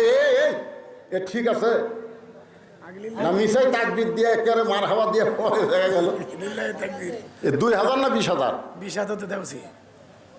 দুলাল হোসেন আপন 20,000 না 2,000? 20,000। 20,000ই নগদ না বাকি? আচ্ছা, নাম কি? দুলাল হোসেন আপন দেওছি। দুলাল হোসেন আকন্দের বাড়ি কুটি?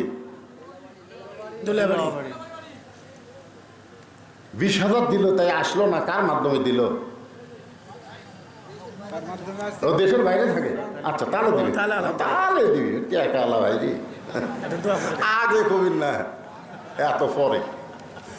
দুলাল হোসেন আকন্দ আল্লাহর ঘরের মসজিদের জন্য 20,000 টাকা ধরে বলেন মারহাবা।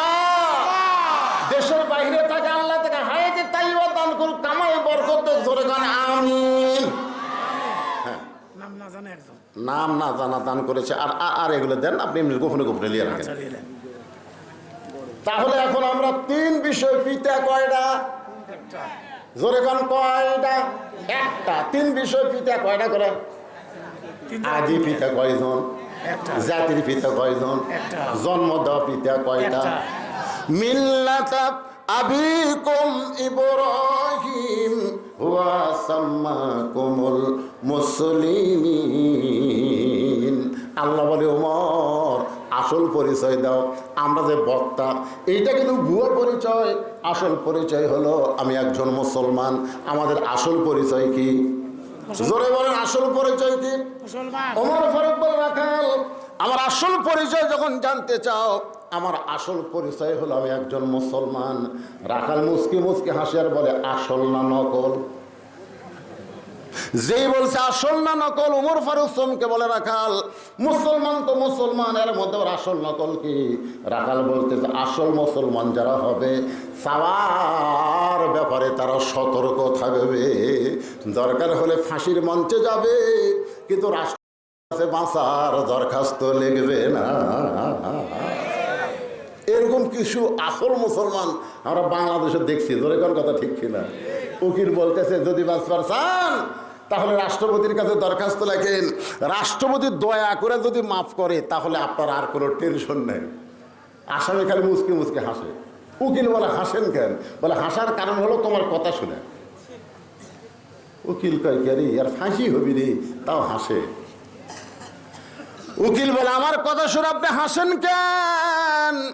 বলে তুমি কি জানো উকিল, আমি 3 জন রাষ্ট্রপতিকে ক্ষমতার থাকা অবস্থায় মরা দেখছি। 3 জন রাষ্ট্রপতিকে ক্ষমতার থাকা অবস্থায় মরা দেখছি। একটা হলো বঙ্গবন্ধু শেখ মুজিবুর রহমান, একটা হলো জিয়াউর রহমান, একটা হলো জিল্লুর রহমান। যারা নিজেই ক্ষমতার থাকা মরা যায় তাদের কাছে জীবন ভিক্ষা চাওয়া কোনো মুসলমানের জন্য জায়েজ না।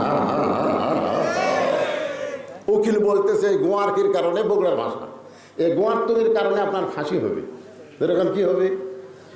আসামি মুচকে মুচকে হাসার বলে ফাঁসি হবে কিন্তু আমার মৃত্যু হবে না। ফাঁসি হবে কিন্তু মৃত্যু হবে না। উকিল বলে আসামি পাগল হয়েছেন নাকি, ফাঁসি হবে মৃত্যু হবে না?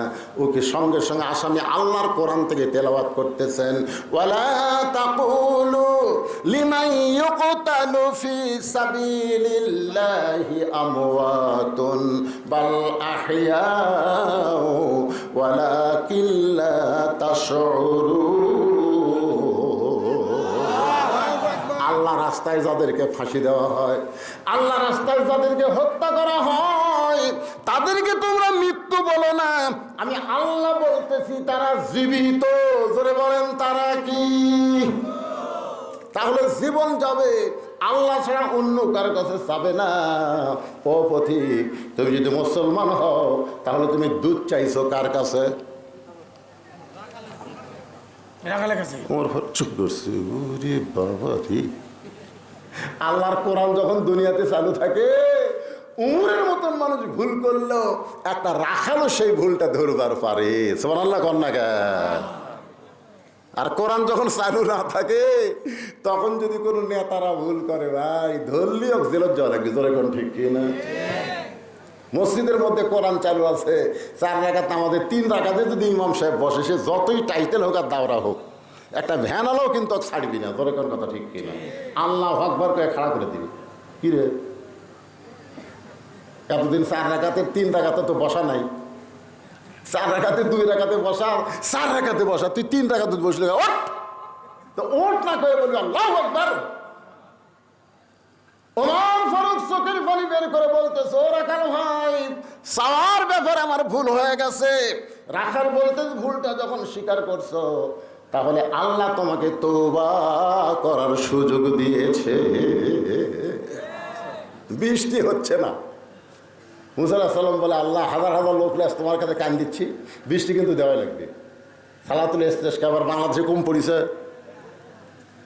আপনার এলাকায় পড়েনি? আমি পড়ছি, এই যে ভাই পড়ছে। আমি রেব আক্তার মাদ্রাসা পড়লাম। এত নামাজ আমাকে একজন লবণ টাকা হুজুর দেখেন, এত নামাজ পড়তেছে বৃষ্টির জন্য, তাও বৃষ্টি হচ্ছে না। পড়ার কথা পড়ছি। দেখেন এবার কিন্তু বৃষ্টি হচ্ছে, কিন্তু যেখানে বৃষ্টি হচ্ছে ঝড় চাপটা হচ্ছে না, খালি সরাসরি বৃষ্টি হচ্ছে। তো এই বৈশাখ মাসে বৃষ্টি চাওয়া মানে কি? খালি বৃষ্টি? বৃষ্টির আগে গাছের ডাল ভাঙবি, জোরে কোন কথা কে না? তারপর বৃষ্টির আগে পাথর পড়ে তারপর আল্লাহ বৃষ্টি দিবি। আমি এই জন্য দোয়া করতে ভয় করছি, আল্লাহ কি যে ওই বৃষ্টি ছায়া শেষে ঘর বাড়ি ভাঙে নাকি? একটা গান আছে, বৈশাখী মেঘের কাছে জল চেয়ে তুমি কাঁদবে। তো এখন মুসা আলাইহিস সালাম বলতেছে, আল্লাহ হাজার হাজার লোক লে কাঁদতেছি, তুমি বৃষ্টি দাও আল্লাহ। আল্লাহ কয় সারা জীবন কাঁদলেও বৃষ্টি হবে না। মুসা বলে, আল্লাহ অপরাধ কি? বলে, অপরাধ তোমার নয়, হাজার হাজার মানুষের নয়। এ হাজার হাজার মানুষের মধ্যে একজন জিনাকারী, একজন মদখোর, 60 বছর ধরে মদ পান করে জিনা করে। সেই জিনাকারী মদখোর যতক্ষণ মাহফিলে থাকবে ততক্ষণ তোমাদের দোয়া কবুল হবে না। মুসা কয়, তোমাদের মধ্যে কেউ জিনা করে মদখোর, মাহফিল থেকে উঠে যাও। সঙ্গে সঙ্গে লোকটা মাথায় ঘোমটা দিয়ে বলে, মাবুদ 60 বছর জিনা করছি, মদ পান করছি, তুমি গোপন রাখলা, আর আজকে এতগুলা মানুষের মধ্যে তুমি প্রকাশ করে দিবা। আল্লাহ গো, আজকে আমি তওবা করতেছি, আর কোনোদিন মদ পান করব না, আর কোনোদিন জিনা করব না, তুমি আমার তওবাকে কবুল করো। সঙ্গে সঙ্গে আল্লাহ বৃষ্টি শুরু করে দিল। মুসা বলতেছে, আল্লাহ কেউ তো উঠলো না, তারপরেও তুমি বৃষ্টি দিলা। আল্লাহ বলে, যার জন্য বৃষ্টি বন্ধ করেছিলাম, তওবা করার কারণে আমি আল্লাহ তাই জন্য আবার বৃষ্টি দিয়ে দিলাম। যারা ঈশান নামাজ না পড়ে আওয়াজ শুনতেছেন, কারা কারা শুনতেছেন আপনারাই ভালো জানেন। না না, হাত তুলবার কমকে, হাত তুলবার বলবো না, কারণ হেকমতের মার দেওয়া লাগবে, জোরে কোন ঠিক না। হাত তোলার দরকার নেই। আপনি খালি খেয়াল করেন যে ফজর পর্যন্ত আপনি বাঁচার কোনো গ্যারান্টি আছে কিনা কন্ত দিকে। যারা ঈশার নামাজ না পড়ে আর শুনতেছেন, আপনি ফজর পর্যন্ত বাঁচার যদি গ্যারান্টি না থাকে, তাহলে যদি ফজর আগে পড়ে যান, কোন মৌলবীর জানাজা আপনি জান্নাতে যাবেন? কোন মৌলবী দোয়া করলে আপনি জান্নাতে যাবেন? কোন বেনামাজি মারা গেলে দুনিয়ার সমস্ত মানুষ দোয়া করলেও সে জান্নাত পাবে না। আর নামাজি যদি মারা যায়, তাহলে তার জন্য জানাজা না পড়লেও নামাজের কারণে আল্লাহ তারে জান্নাত দিয়ে দিবে। তাহলে আমাদের তওবা করার দরকার আছে না নাই? দরকার আছে না নাই? উমর ফারুক বলতে, রাখাল ভাই চাওয়ার ব্যাপার আমার ভুল হয়ে গেছে, আমি তওবা করি। রাখাল বলে, তুমি মূর্খ মানুষ, তুমি তওবা কেমনে করবা? আমি তওবা করাই, তুমি আমার সঙ্গে তওবা পড়ো। রাখাল বলতেছে, তুমি কি মানুষ? জোরে কারণ কি মানুষ? আপনার বলেন তো হযরত উমর কি মূর্খ? জোরে কারণ মূর্খ। উমর ফারুক বলে, রাখাল আমার মধ্যে মূর্খামির কি দেখলাম? রাখাল বলতে, চাওয়ার ব্যাপারে যারা সতর্ক হয় না তারা দুনিয়ার সব চাইতে বড় মূর্খ। আমার দয়াল বাবার দরবারেতে কেউ ফিরে না খালি হতে। আপনার বলেন তো এরা আলেম না মূর্খ? মূর্খ। এরকম এক মূর্খ একজন আলেম নিয়ে আজকে ফেসবুক গরম করতেছে। এক মূর্খ, যে মূর্খ কইছে আল্লাহর ধন নবীরে দিয়া, আল্লাহ আছে গায়েব হইয়া, নবীর ধন খাজা নিয়া শুয়ে আছে আজমিরে, কেউ ফিরে না খালি হাতে, খাজা রে তোর দরবারেতে। আপনারা বলেন তো এটা তাওহীদ না শিরক? শিরক। তাহলে শিরকের গান গায় আর সেই শালা মূর্খ আলেমের ভুল ধরতেছে, তা আবার কেস করবার চাই। জোরে কর কথা, এই কথা কর না। চাওয়ার ব্যাপারে তুমি সতর্ক হও না, তুমি হলো বড় মূর্খ, তুই তওবা কেমনে করবা? আমি তওবা পড়াই, তুমি আমার সঙ্গে তওবা পড়ো। ওমর ফারুক কান্দে আর বলে, রাখাল ভাই আসলেই আমি মূর্খ, এখন তুমি আমাকে তওবা পড়াও।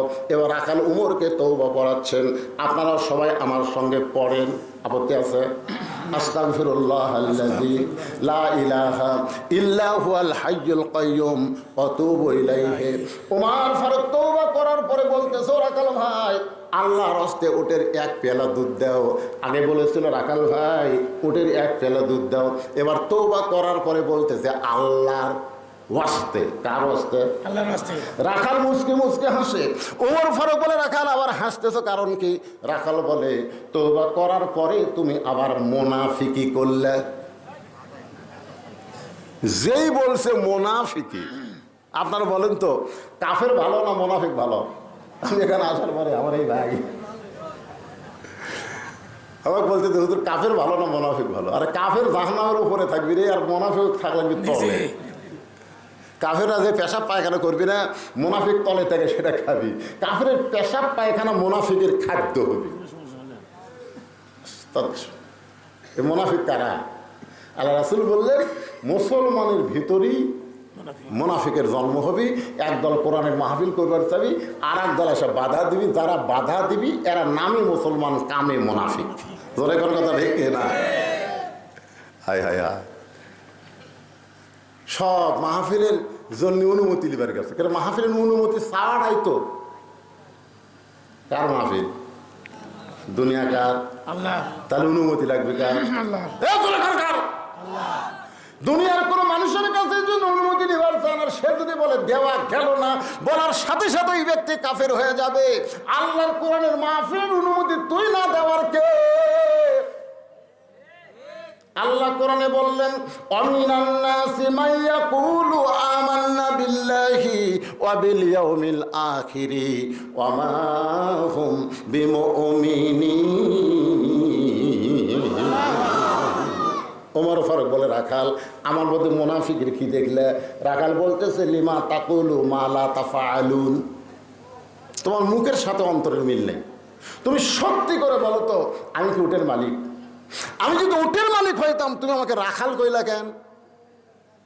তুমি যখন আমাকে রাখাল বলেছো, তাহলে তোমার মন বলতেছে আমি উটের মালিক না। আর মালিক বাদ রাখালের কাছে কেউ চাইলেও আল্লাহর হস্তে রাখাল দিবার পারবে? জোরে বলেন পারবে? যার প্রমাণ আমি নিজে। অনেক মাহফিলে বলেছি আমি নিজেই তার প্রমাণ। কেবল টেস্ট থেকে নামছি, এক লোক দৌড়ে এসে 100 টাকা দিয়ে কয়, হুজুর দোয়া করেন। টাকা চকচকা পকেটের মধ্যে ছুঁয়ে বললাম, কি দোয়া? বলে আমার বইয়ের পেটে বাচ্চা আছে হুজুর, আল্লাহ যেন একটা পুত্র দেয়। তখন পকেট থেকে 200 টাকা বের করে, আমার কথাই তো বলতেছি, 200 টাকা বের করার দিলাম। তাই হুজুর আমি দোয়া চাইছি, টাকা চাইনি তো। আমি বললাম, পাগলা, আমি নিজেই 3 মেয়ের বাপ, আমি 3টা মেয়ের বাপ নিজেই হচ্ছি রে। আমার দোয়া দিয়ে যদি পুত্র সন্তান হতো, তাহলে আমাকে একটা দিত আল্লাহ। তা আমার বইয়েরটাই যদি পুত্র না হয়, তোর বইটা হবে তোর কাছে হুজুর, তাহলে আপনি টাকা আপনি দেন, আমার না আমাকে দেন। পরে যে 100 টাকা দিয়েছি মারতেছে, দৌড় খপ করে হাত ধরে বললাম, কোথায় যাবি? বলে দ্বিতীয় বক্তার কাছে যাবো। পরে বেটা চলে আসে। যার বেটা চলে আসে তার কাছেই যে দোয়া চাইতে হয়, তাহলে দ্বিতীয় বক্তার কাছে যাব। আমি কইলাম, কোনো হুজুরের কাছে না, কোনো পীরের কাছে না, কোনো মাজারের কাছে না। পাওয়ার যদি চাও কেবল মাত্র কার কাছে চাও? আপনাদেরকে ইসমাইল ভাই ব্যাখ্যা করে শোনালো, ইয়াকা নাবুদু ওয়া ইয়াকা নাস্তাঈন।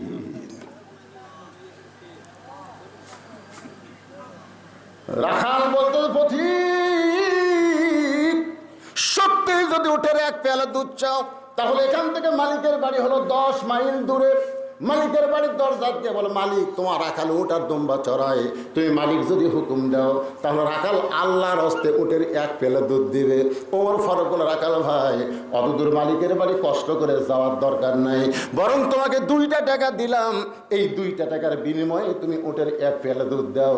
রাখাল চিল্লায় বলে, পথিক তুমি হজরত উমরকে চেনো? সাল্লাল্লাহু আলাইহি ওয়াসাল্লাম। রাখাল হজরত উমরকে বলতে, পথিক তুমি কি হজরত উমরকে চিনো? যদি হজরত উমরকে চিনতা, তাহলে এরকম বেসাইজা কথা বলতা না।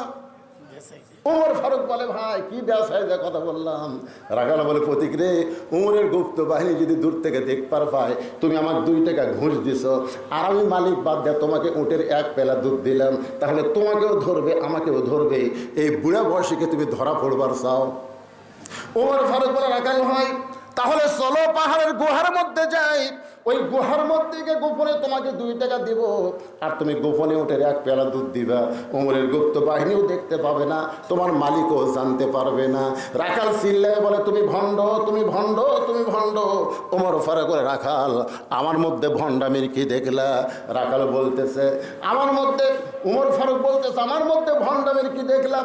রাখাল চিল্লায় বলে পথিক, পাহাড়ের গুহার মধ্যে দেওয়া না করলে উমরের গুপ্ত বাহিনী দেখতে পাবে না, আমার মালিক জানতে পারবে না, কিন্তু রাখালের আল্লাহ দেখতে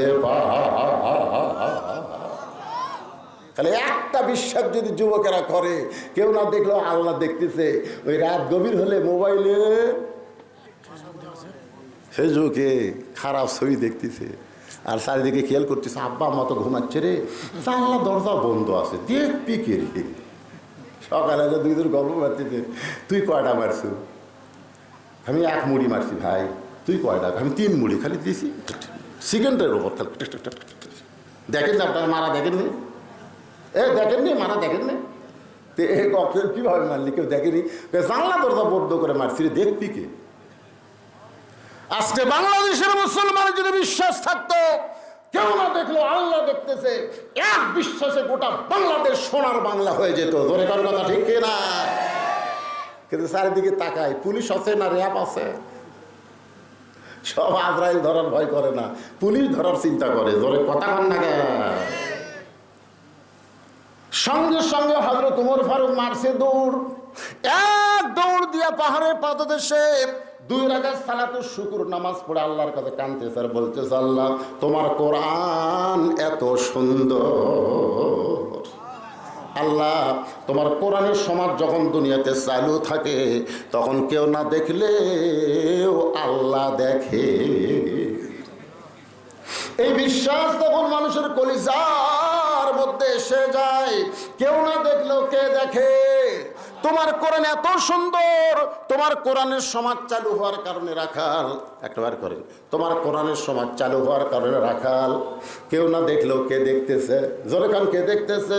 ওমর ফারুক কান্দার বলে আল্লাহ আমি এতক্ষণ রাখালকে দেখি নাই, রাখালের ভিতরে তোমার কোরআন দেখতে পাই। এখন বলেন কোরআন শোনা আর কোরআন দেখা দুইটা কি এক? কোরআন শোনা কি আবু জেহেল, আর কোরআন দেখা কি আবু বকর। আবু বকরের কাছে গেলে শুধু কোরআন শোনা যাবে না, কোরআনকে বাস্তব আমলের মধ্যে দেখা যাবে। জোরে কোন কথা ঠিক কিনা? আর আবু জেহেলের কাছে গেলে এত সুন্দর কোরআনের বাণী রে, রাতটা কোন দিক দিয়ে গেল বুঝবারই পারিনি রে, কে রে শালা আমল কর। কোরআন আমল করা যাবে না ভাই, কোরআন আমল করলে আমার ভুয়া নেতাগিরি চলবি না রে। আজকে ভুয়া নেতাগিরি ঠিক রাখার কারণে আল্লাহর কোরআনের সমাজ বাংলাদেশে চালু হচ্ছে না। জোরে করে কথা বল না কেন? আজকে বাস্তবে কি আমরা শুনবো না আল্লাহর কোরআন দেখবো? সেই কোরআন দেখানোর জন্য ওমর ফারুক চোখের পানিতে বলতেছে আল্লাহ তোমার কোরআন এত সুন্দর, কোনো পুলিশ লাগে না, কোনো র্যাব লাগে না। রাখাল বিশ্বাস করে কেউ না দেখলেও আল্লাহ দেখতেছে। এমন সময় রাখাল পিছনে এসে বলতেছে যতই কান্দা কান্দো, উটের দুধ আমি দিবার পারলাম না। ওমর ফারুক বলে রাখাল ভাই উটের দুধের কোনো দরকার নেই, বরং তোমার কাছে আমি জানতে চাই তুমি না দেখা আল্লাহকে কলিজার মধ্যে জায়গা দিয়ে তুমি যে আল্লাহর কোরআন অনুযায়ী চলতেছো, এর বিনিময়ে তোমার চাহিদা কি? আপনারা বলেন তো, আমির হামজার একটা চাহিদা আছে না নাই? মামুনুল হকের একটা চাহিদা আছে না নাই? আল্লামা সাইদি হুজুর একটা চাহিদা আছে না নাই? আপনাদের আছে কি চাহিদা? চাহিদা কি? 3 তলা বাড়ি বানা, 3 তলা বাড়ি বানা রড বার করে থাকছ। কি দেখো ভাই ওপর দিকে কি দেখো? বলে দেখতেছি ভাই 5 তলার ভিত দিছি তো 3 তলা হসে রে, আরো 2 তলা করা লাগবে। ইমান বলতেছে পাগলা উপর দিকে না তাকা, নিচের দিকে তাকা, ওই যে তোর কবর দেখা যায়, তোর দাদির কবর, তোর দাদার কবর, তোর বাপের কবর, তোর মায়ের কবর, তোর কবর আছে। যেরকম আছে না নাই? ইমানের দাবিতে মানুষ 5 তলা দেখবে না, নিচ তলা। বাংলাদেশে কোনো দোতলা কবর নাই। যেরকম কথা ঠিক কিনা? আপনার বন্ধু বাংলাদেশে আপনার দোতলা কবর দেখছেন না? কবর উপর কবর দেওয়া গেছে না, দোতলা, বারে দোতলা, একতলাত কবর, দোতলাত কবর। যেখানে 50,000 বছর কমপক্ষে থাকা লাগবে, সেই জায়গার কোনো দোতলা 3 তলা নাই। আর যদি তুমি থাকবার গ্যারান্টি নেই, সেটা 5 তলা বানাও। কি মন খারাপ করতেছেন? না না, একটু মনোযোগ দিয়ে শুনবেন। রাখালের কাছে হযরত ওমর বলতে, রাখাল না দেখ, আল্লাহকে কলিজার মধ্যে জায়গা দিয়ে আল্লাহর কোরআন অনুযায়ী তুমি চলতেছো। তোমার চাহিদা কি? তোমার তো ভালো কোনো বাড়ি নাই, ভালো কোনো চাকরি নাই, তোমার ভালো কোনো খাওয়া দাওয়া নাই। এই রোদে পড়ে পড়ে উদ্দুম্বা চড়াও, এর বিনিময়ে তুমি আল্লাহর কোরআন আমল করো, এর বিনিময়ে তোমার চাহিদা কি? সঙ্গে সঙ্গে রাখাল আল্লাহর কোরআন থেকে তেলাওয়াত করতেছে। সবাই আমার সঙ্গে পড়েন, রব্বানা পড়েন, রব্বানা আতিনা ফিদ দুনিয়া হাসানাতাও ওয়া ফিল আখিরাতি হাসানা ওয়া কিনা আযাবান নার। ওমর ফারুক কান্দের বলে, রাখাল ভাই, তোমার কাছে চাহিদার কথা শুনতে চাইলাম, আর তুমি কোরআনের আয়াত শুনে দিলে। রাখাল বলে, তুমি আসলেই মূর্খ। এই কোরআনের আয়াত দিয়ে আমি আমার 2টা চাহিদার কথা বললাম। 1 নম্বর চাহিদা হলো মহামানব হযরত ওমরকে এই দুনিয়াতে একবার আমি দেখতে চাই। যে ওমর আল্লাহর কোরআন দিয়ে রাষ্ট্র চালায়, সে হযরত ওমরকে যদি একটাবার দেখতে পাইতাম, তাহলে দুনিয়ার চাহিদা আল্লাহ আমার পুরা করত। আর আমার আখিরাতের চাহিদা হলো, আমি রাখাল যখন মরে যাব, অধম রাখালকে আল্লাহ যেন জান্নাত দেয়। রব্বানা আতিনা ফিদ দুনিয়া হাসানা, দুনিয়ার চাহিদা কি? ভালো নেতা দেখা। জোরে কোন, কি নেতা? সামনে উপজেলা নির্বাচন আসতেছে। আমারটা শেষ হয়ে গেছে। শেষ হয়ে গেছে? আমারটা শেষ হয়েছে। আপনি কোন থানার? এই থানা। উপজেলা নির্বাচন হচ্ছে আপনাকে? আমাদের ইউপি নির্বাচন 9 তারিখে, আর আগামী 5 তারিখে উপজেলা হবে। আমি উপজেলাটা করছি, তো আপনি কোনটা শুনতেছেন? দুটাই গেছে। উপজেলাটা হয়নি তো, সামনে 5 তারিখে। 5 তারিখে। হ্যাঁ, সেটাই বলতেছি। সামনে নির্বাচন আসতেছে, ধরে কোন ঠিক কি না? ঠিক। ভালো নেতা দেখার আশা আছে? আছে। আছে চলে, কি করবেন? না, যে কয়টা আছে তার মধ্যে ভালো আছে। আছে। আরে কথা বোঝেন না কেন? খারাপেরও কিন্তু ভালো আছে। আছে, মন্দির ভালো। মন্দির ভালো আছে না নাই? যেরকম আছে না নাই? নাই? আছে। মন্দির ভালো নাই? মন্দির ভালো আছে। একটা একটা কাঁচা পায়খানা আর একটা শুকনা পায়খানা। কি মনে করতেছেন? বুঝানোর জন্য বলতেছি, রব্বানা, সবাই বলেন, রব্বানা আতিনা ফিদ দুনিয়া হাসানাতাও ওয়া ফিল আখিরাতি হাসানা ওয়া কিনা আযাবান নার। 1 নম্বর চাহিদা কি? মহামানব হযরত ওমরকে 1 নজর দেখা। আর 2 নম্বর চাহিদা হলো, মরে গেল আল্লাহ যেন জান্নাত দেয়।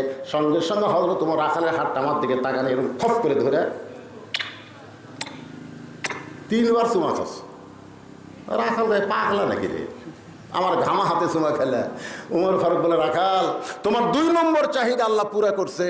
মরার সাথে সাথে আল্লাহ তোমাকে জান্নাত দিয়ে দিবে। রাখাল সুবহানাল্লাহ কয় না, আপনারা সুবহানাল্লাহ করেন না, কিন্তু রাখাল সুবহানাল্লাহ কয় না। ওমর ফারুক বলতেছে, কে রে রাখাল, এই মরার সঙ্গে সঙ্গে আল্লাহ তোমাকে জান্নাত দিবে, এইটা শোনার পরেও তুমি সুবহানাল্লাহ কও না কেন? রাখাল বলে, পথিক, মরার পরে আল্লাহ আমাকে জান্নাত দিবে, এই বাকি কথা তুমি সহজেই বলতেছো, কিন্তু হযরত ওমরকে 1 নজর দেখতে পাবো, এই নগদ কথা বলতে তোমার কোন জায়গা বাজে? একটা হলো বাকি, মরার পরে জান্নাত, এটা কি নগদ না বাকি? আর হযরত ওমরকে 1 নজর দেখা, এটা কি? তাহলে নগদের কথা না বলে বাকির কথা বলো। হযরত ওমরকে 1 নজর দেখতে পাবো, এই কথা বলতে তোমার কোন জায়গায় বাঁচতেছে? ওমর ফারুক মনে মনে চিন্তা করে, আমি যে ওমর, এইটা রাখালকে কেমনে বলবো? যে রাখাল আমাকে তওবা পড়াছে, যে রাখাল আমাকে মুনাফিক কইছে, যে রাখাল আমাকে ভণ্ড কইছে, এখন যদি বলে আমি ওমর, বলাও সারা, রাখাল হার্ট ফেল করে মরাও সারা। জোরে কোন কথা ঠিক কি না? রাখাল ওমরকে কি করাছে? তওবা পড়াছে, যেরকম কি পড়াছে, 2 নম্বরে মুনাফিক কছে, 3 নম্বরে কি কছে, ভণ্ড কছে, ভণ্ড। এখন যদি বলে ভাই তুমি যে উমরকে দেখবার চাও আমি সে উমরে বলাও সারা রাখাল হাঁটফেল করে মরাও সারা। উমর ফারুক বললেন এখন কি করব? এমন সময় আল্লাহর কোরআন বলতেছে উদউ ইলা সাবিলি রাব্বিকা বিল হিকমা। উমর ডাইরেক্ট যদি বলবার না পারো তাহলে হিকমতের সাথে বলো। একটা হলো ডাইরেক্ট বলা আর একটা হিকমতের সাথে বলা। আমি উমর, এটা হলো কি ডাইরেক্ট। আর হিকমত হলো উমরকে যদি দেখবার চাও তাহলে তোমাকে ফজরের নামাজ জামাতের সঙ্গে আদায় করা লাগবে। জামাতের সঙ্গে আদায় করে মেহরাবের মধ্যে লক্ষ্য করে দেখবা যে মানুষটা ইমামতি করতেছে ওই মানুষটি হলেন হযরত উমর। জোরে করে সুবহানাল্লাহ। তাহলে আল্লাহর কোরআন দিয়ে রাষ্ট্র চললে ইমামতি করবে কে? আর কয় না। আর মানুষের তৈরি আইন দিয়ে সমাজ চললে ইমামতি কারা করতেছে? যাদের কোনো পাওয়ার নাই। জোরে কোন কি হি নাই, জোরে কোন কি হি নাই। আমাকে ওয়াজ আছে, পাওয়ার নাই। আর যারকে পাওয়ার আছে কোরআন নাই। জোরে কোন কথা ঠিক কিনা? মৌলানা পুলিশ ধরার জন্য আসে আর নেতা পুলিশ সেফটি দেওয়ার জন্য আসে। জোরে কোন কথা ঠিক কিনা? এখনই যদি 10টা পুলিশ আসে সবাই বলবে হুজুর ধরার জন্য আইছে। আর আমি যদি এমপি হয়ে ওয়াজ করতাম তাহলে পুলিশ দেখতে আপনারা মনে করতেন হুজুর এমপি আবার বক্তা, এদের পুলিশ চারিদিকে হুজুরকে সেফটি দিচ্ছে। ধরে কোন কথা ঠিক না? একটু মনোযোগ দিয়ে শুনবেন।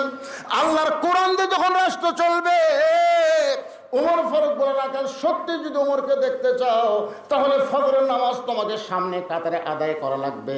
সামনে কাতারে যদি নামাজ পড়ো তাহলে মেহরাবের মধ্যে লক্ষ্য করে দেখবা যে মানুষটা ইমামতি করতেছে ওই মানুষটি হলেন হযরত উমর। রাখাল ছোট বাচ্চার মতন কাঁদতেছে। এতক্ষণ কিন্তু রাখাল কান্দেনি, এখানে হাসিছে। এবার রাখাল কাঁদতেছে। ওর কয় কান্দিস কেন? কয় কান্দার কারণ হলো আমি বারান্দার নামাজ পড়ি, আমি ভিতরে ঢোকার সাহস পাই না। ভিতরে নবীর দামি দামি সাহাবী, সেই সাহাবীর মধ্যে আমার ঢোকার চান্স আছে। ওর ঘর করে রাখাল তুমি কম দামি আর ভিতরে দামি, এই উল্টা বুদ্ধি তোমাকে দিল কে? আপনারা মনে করতেছেন আমি টেজত বসে চেয়ারত বসে ওয়াজ করতেছি, আমি দামি, আর আপনারা পিলপালের উপর বসে আছেন আপনারা কম দামি। এই উল্টা বুদ্ধি আপনাকে দিল কে? আসল বুদ্ধি হলো ইন্না আকরামাকুম ইনদাল্লাহি আতকাকুম। ওই ব্যক্তি সবচাইতে দামি হয় যার কলিজার মধ্যে আল্লাহর বেশি ভয়। যার তাকওয়া বেশি তার দাম বেশি। জোরে কার সুবহানাল্লাহ। যার ক্ষমতা বেশি, যার টাকা বেশি তার দাম বেশি। যার তাকওয়া বেশি এ কথা কার? আরো জোরে বলেন। রাখাল সত্যি যদি ওমরকে দেখতে চাও তাহলে ফজরের নামাজ তোমাকে সামনে কাতারে আদায় করা লাগবে। রাখাল বলতেছে পথিক তাহলে এশার নামাজ পড়ে আজকে আমি বাড়ি যাচ্ছি না। ওমর ফারুক বলে এশার নামাজ পড়ে বাড়ি যাবে না কেন? বলে এশার নামাজ পড়ে বাড়িতে গেলে ফজর সামনে পড়া যাবে, তাই এদের এশা পড়ে ফজর সামনে ধরার চেষ্টায় থাকবো। ওমর ফারুক বললেন এশা থেকে ফজর একটা লম্বা সময়, যদি তোমার ঘুম আসে। রাখাল বলতেছে মসজিদের মধ্যে ঘুমায় যাবো। ওর ঘরের চেহারা রক্তের মতো লাল আছে। মসজিদের মধ্যে ঘুম পাড়ার দলিল দে। তুই যে কলি আমি মসজিদের মধ্যে ঘুমায় যাবো, মসজিদের ঘুম পাড়ার একটা দলিল থাকা লাগবে না? কথা কন না কেন ভাই? দলিল থাকা লাগবে না? সবাই জোহরের নামাজ পড়ে চলে গেছে, ওরা 3 জন 4 ফ্যান দিয়ে গল্প করতেছে। মাথারও ফ্যান ঘুরতে ছাড় দেয়া গল্প মারে 3 জন। 1-1 ঘন্টা হয় গল্প ছাড়ে না। ফেরেশতা বলে আল্লাহ সবাই চলে গেল, এই 3 জন যে 4 ফ্যানটা গল্প করতেছে রেজাল্ট কি? আল্লাহ বলতেছে এদের মাথার উপর যতক্ষণ ফ্যান ঘুরেছে এই ফ্যানের কারেন্টের বিল এই 3 জন আলাদাভাবে না দেওয়া পর্যন্ত এরা জান্নাতে যাওয়া পারবে না। কারণ মসজিদের বাপের ঘর না, ইচ্ছা মতো ফ্যান ঘুরে ভিতরে কোনো কথা ঠিক না। ফাইজা কুদিয়াতে সালা ফান্তাশিরু ফিলার। নামাজ হয়ে গেলে মসজিদ কি গল্প মারার জায়গা না। অনেকে গরমের দিন ফ্যান দিয়ে টাইসের উপর ঘুমে যায়। ঘুম যখন আসে ওই পিছনকার চেয়ার ঢিলা হয়ে যায়, ভালো ঠাসুস করে মারতেছে। ফেরেশতারা লাগ ধরে বলতেছে আল্লাহ মসজিদ থেকে মনে হয় বেড়ে যাওয়া লাগবে। আল্লাহ হাসতেছেন। ছোটবেলায় কাঁচা পেঁয়াজ খেয়ে মসজিদে গেছিলাম, আমার দাদা কোনের ঘুতে দিয়ে আমার বের করে দেই, তোর মুখ তাই পেঁয়াজ গন্ধ আসে, তুই জানিস না ফেরেশতারা দুর্গন্ধ সহ্য করতে পারে না। আর এখন দেখতেছি মসজিদের মধ্যেই মুড়ি মাখতেছে, মসজিদের মধ্যেই পেঁয়াজ দিয়ে মুড়ি মাখতেছে, মানে মসজিদের বাপের রান্নাঘর বানাচ্ছে। কি মন খারাপ করতেছে? হক কথা করে ভালো লাগবে, ঠিক? এতদিন রাখাল নামাজ পড়েছে, বারান্দায় আজকে নামাজ পড়বে মসজিদের ভিতরে। মসজিদের ভিতরে ঢুকতে গেলে ইচ্ছা মতো ঢুকলে হবে না, আল্লাহ নবীর তরিকা মোতাবেক ঢুকতে গেলে ডান পায়ে ঢোকা লাগবে। জোরে কোন কোন পা? আপনি ডান পায়ে ঢুকতেছেন আর দল করেন কোনটা? বাম দল করে ডান পায়ে ঢুকতেছি। আল্লাহ কয় সিটার রে, সিটার, ওরে সিটার বাটপার, দল করিস বামপন্থী আর ঢুকিস ডান পায়ে। দোয়া বলা লাগবে, আল্লাহুম্মা ইফতাহলি, পড়েন আল্লাহুম্মা ইফতাহলি আবওয়াবা রাহমাতিক। এই দোয়াটা কেউ যদি পড়ে সে কোনোদিন মসজিদের দরজায় মুখত মাস্ক রাখবে না। করোনা আসার সময় দেখলাম অনেকে মুখে মাস্ক দিয়া দোয়া পড়তেছে। আল্লাহ বলে, লিমা তাকুলু মা লা তাফালুন, তোর মুখের আয়াতের সাথে কর্মের মিল নাই, তুই হলি মুনাফিক। কারণ মসজিদের যে দরজা ঢুকতেছিস এ দরজা হলো রহমতের দরজা, আর তুই মুখত মাস্ক লাগাচ্ছিস ওইটা হলো গজব। আপনারা কোন তো করোনা রহমত না গজব? তাহলে মুখত মাস্ক দিছে, এখন তো আর দেয় না, তখন কি দিছে? করোনার গজবের কারণেই কিন্তু মাস্ক। আর দোয়া পড়তেছেন আল্লাহুম্মা ইফতাহলি আবওয়াবা রাহমাতিক, এই দরজা হলো রহমতের দরজা। রাখাল এতদিন বারান্দায় নামাজ পড়েছে, ডান পা দিয়ে দোয়া করে মসজিদের মধ্যে সামনে কাতারে যাবার চায়। প্রত্যেকটা সাহাবী নড়ে সরে রাখালকে সামনে যাওয়ার রাস্তা করে দেয়। রাখাল কয়, কে রে? এতদিন বারান্দার থাকে মনে করলাম ভিতরে দামি দামি বাড়ে, আজকে ভিতরে ঢুকে দেখতেছি হামু যারাও তাই। এটা ভিতরে না ঢুকলে বোঝা যাবে না। ভিতরে দেখবেন আওয়ামী লীগ, বিএনপি, জামাত ইসলাম এক কাতার। কথা কন না কেন? যদি জামাত ইসলাম পিছনে থাকে, একটু সামনে পিছনে আছে, আওয়ামী লীগ বলে, কে রে ভাই তুই কাতার চিনিস না? আওয়ামী লীগ বলতে তো, ভাই তুই হইলে স্বাধীনতার স্থপতি আর আমি হচ্ছি রাজাকার ভাই। আওয়ামী লীগ কয়, কে রে পাগলা, বাইরে তুই জামাত, আমি আওয়ামী লীগ, ওই বিএনপি, কিন্তু মসজিদের মধ্যে কোনো দল চলবি না রে, সব দল ভাঙ্গে আমাকে এক কাতার হওয়া লাগবে। জোরেখন কথা ঠিক কিনা? যেই জায়গা সব দল ভাঙ্গা মানুষকে এক কাতারে নিয়ে যায়, সেই জায়গার উন্নয়ন করবে আজকের মাহফিল। তার মানে শুধু মসজিদের উন্নয়ন করলে হবে না, সব দল ভাঙ্গা মুসলমানকে এক দল হওয়া লাগবে। জোরেখন কথা ঠিক কিনা? বেড়া বহু দল। রাখাল কয়, কে রে? বেড়া থেকে মনে করছিলাম দামি দামি রে, আজকে ভিতরে ঢুকে দেখতেছি আমিও যারাও তাই। রাখাল যাইতে যাইতে সামনে কাতারে মেহরাব বরাবর ফজরের 2 রাকাত সুন্নত নামাজ আদায় করেছে। ফজরের 2 রাকাত সুন্নত আছে না নাই? আপনারা বলেন তো, ফজরের 2 রাকাত সুন্নতের দাম কত? দাম জানেন? আসমান এবং জমিন বিক্রি করলে যে দাম হবে তার চাইতে বেশি দাম হলো ফজরে 2 রাকাত সুন্নতে। সুবহানাল্লাহ, জোরে কোন বারে? 5 ওয়াক্ত নামাজে 12 রাকাত সুন্নত পড়া লাগে। তার মধ্যে জোহরের নামাজে সবচাইতে বেশি, আগে 4, পরে 2, মাগরিবের পরে হলো 2, এশার পরে হলো 2, আর ফজরের আগে 2। সবচাইতে সুন্নতের মধ্যে আবার ফজরের সুন্নতের দাম বেশি। সুবহানাল্লাহ, জোরে কোন? ফজরের 2 রাকাত সুন্নত নামাজ পড়ে রাখাল বসে আছে। এমন সময় একজন সাহাবী মসজিদের মধ্যে ঢুইকে দেখে জায়গা দখল। যে সাহাবী ঢুকা দেখতেছে জায়গা দখল, তার নাম হলো ওসমান গনি। যখন তার নাম কি? ওসমান গনি। কয়, কে আমার জায়গায় কে বসে আছে? আপনারা বলেন তো, মসজিদে এক ইমামের জায়গা ছাড়া কারো জায়গা নির্দিষ্ট আছে? কিন্তু আল্লাহ রাসূলের একটা হাদিস, আমি যখন ইমামতি করব, আমি বরাবর যিনি দাঁড়াবেন পিছনে তার নাম হলো আবু বকর। আবু বকর যখন ইমাম হবে, আবু বকর বরাবর যিনি পিছনে দাঁড়াবে তার নাম হলো উমর। উমর যখন ইমাম হবে, উমর বরাবর পিছনে যিনি দাঁড়াবে তার নাম হলো ওসমান। ওসমান যখন ইমাম হবে, ওসমান বরাবর পিছনে যে দাঁড়াবে তার নাম হলো আলী। আলী যখন ইমাম হবে, আলী বরাবর পিছনে। এই কথা বলে নবী আর কথা বলেন না। সাহাবারা বললেন, ইয়া রাসূলুল্লাহ, হয়তো আলী যখন ইমামতি হবে, আলী বরাবর পিছনে কে দাঁড়াবে? সঙ্গে সঙ্গে রাসূল বললেন, মা ইয়ান্তিকু আনিল হাওয়া ইন হুয়া ইল্লা ওয়াহয়ুহা। এই আয়াত পড়ায় নবী বুঝাই দিলেন, আলী পর্যন্তই হলো খোলাফায়ে রাশেদিন। তাহলে হযরত উমর যখন ইমামতি করবে, উমর বরাবর পিছনে কে দাঁড়াবে? এতক্ষণ আপনারা ওয়াজ শুনে কি বুঝলেন? জোরে নাম কর। কিন্তু দেখে জায়গা দখল। কে রে আমার জায়গা? কে রে তুই রে? ওসমান গনি সেই মানুষ। আল হায়াউন ওসমান।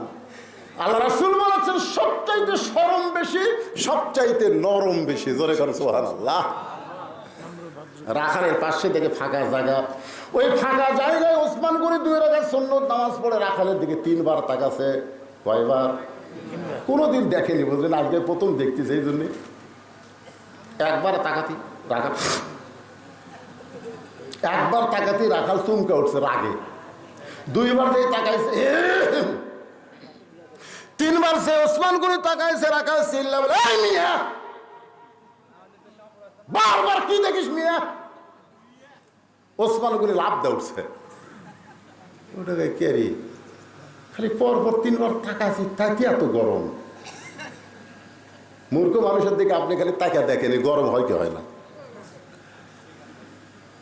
আমার ওই গাড়ি দিবে, অটো ভ্যান বেজা দিবে। অটো ভ্যানের এখন যারা ড্রাইভার, এরা তো ড্রাইভার নয়, এরা পাইলট। আসলে ব্রেক কমজোরি, এত জোরে চলায় নাই। আগে তো পেডেল মারা লাগতো, এখন খালি টানে আর যাই, বুঝলেন? একটা মশানি আলাদা। তো গাড়ির সাথে বেজা দিবি, আমার ড্রাইভার একটু তাকাছে, এই তাকাছে, এই ভ্যান সামনে কিরে আমার দিকে তাকালো করে? মূর্খ লোকের দিকে তাকালেই কিন্তু রাগ করে। 3 বার ওসমান গনির দিকে তাকায়, ওসমান গনি রাখালের দিকে তাকাইছে। রাখাল রাগ করে যেই মাত্র বলেছে, এই মিয়া বারবার তাকাস কেন? ওসমান গনি বলে, ভাইজান আপনাকে কোনোদিন সামনে দেখি নাই, এই জন্যই বারবার তাকায় দেখতেছি। আপনার পরিচয় কি? রাখাল বলতেছে, আমার পরিচয় হলো আমি একজন রাখাল।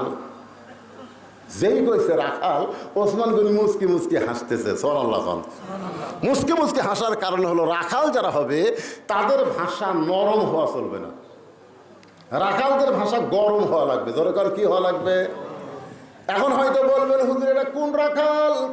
আল্লাহ রাসূল বলেছেন, প্রত্যেকটা অভিভাবককে আল্লাহ রাখালের দায়িত্ব দিয়ে দুনিয়াতে প্রেরণ করেছে।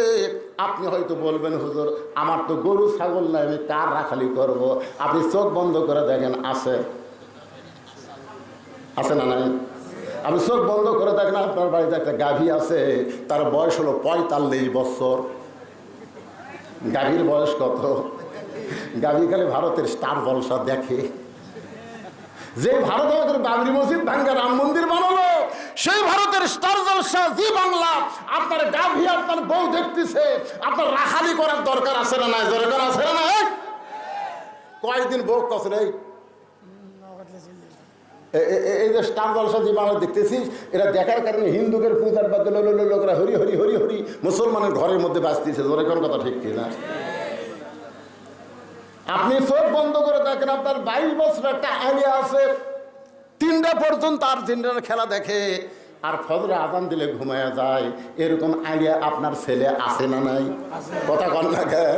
3টা পর্যন্ত ব্রাজিলের খেলা দেখে, রাত 3টা পর্যন্ত ব্রাজিলের খেলা দেখে।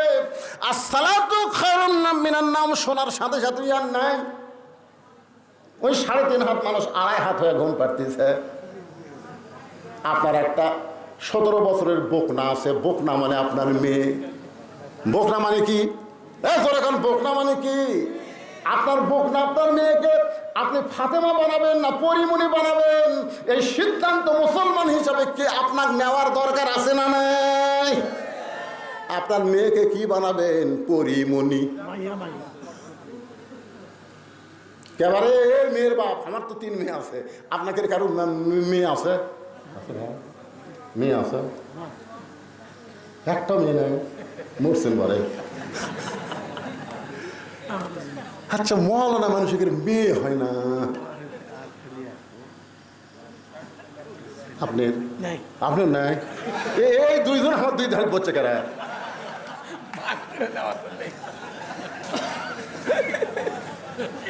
মাথায় নষ্ট মানে এ দুই জনেই নাই। কে ভাই আপনি খবর কি আপনার মেয়ে নেই? না আপাতত নাই তো।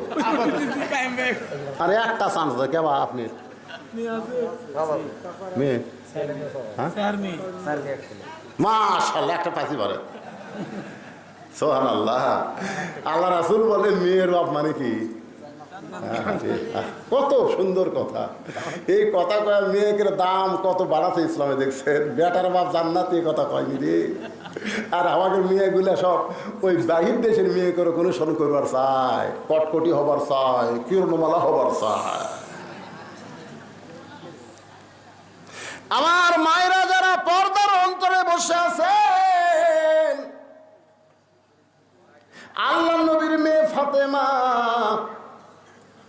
নবী মেয়ের সামনে দাঁড়ায় বলতেছেন, মা তোমার বাবা নবী বলে তুমি জান্নাতে যাবা, এ কথা কখনোই তুমি মনে করবা না। ফাতেমা বলে, বাবা আমি সব সময় মনে করি আমার বাবা হলো বিশ্ব নবী। আল্লাহ তাআলা এমন বাবা হওয়ার কারণে আল্লাহ আমাকে খাতির করবে। রাসূল বলে, ফাতেমা নবীর মেয়ে হওয়ার কারণে আল্লাহ তোমাকে খাতির করবে না। আল্লাহর খাতির যদি নিবার চাও তাহলে জান্নাতের আমল করে তোমাকে দুনিয়া থেকে যেতে হবে। ফাতেমা বললেন, বাবা মেয়েদের জন্য জান্নাতের আমল কি? আল্লাহ রাসূল বললেন, আমল খুব কম রে মা, মেয়েদের আমল খুব বেশি না। 1 নম্বর হলো 5 ওয়াক্ত নামাজ, 2 নম্বর হলো রমজান মাসের রোজা, 3 নম্বর স্বামীর কথা মতো চলা, আর 4 নম্বর সতীত্বের হেফাজত পর্দা করা। রাসূল বলে, ফাতেমা এই 3টা আমল সবসময় করা লাগবে না। নামাজ 5 ওয়াক্ত 24 ঘন্টার মধ্যে 5 বার পড়লে হবে। বছরে 1 মাস রোজা রাখলে রোজার হক আদায় হবে। স্বামী যখন কাছে থাকবে, যখন তোমার বিয়ে হবে তখন তুমি স্বামীর হক আদায় করো। কিন্তু ফাতেমা পর্দা এটা 24 ঘন্টায় তোমাকে মেনে চলতে হবে। মেয়েদের জন্য 1 নম্বর আমল হচ্ছে পর্দা। পর্দা যদি না থাকে ওই যতই নামাজ পড়ুক কোনো লাভ নেই। কেবারে কথা কন না কেন? ঠিক। আপনাকে গ্রামের মেয়ে মানুষের পর্দার খবর কি? Half half.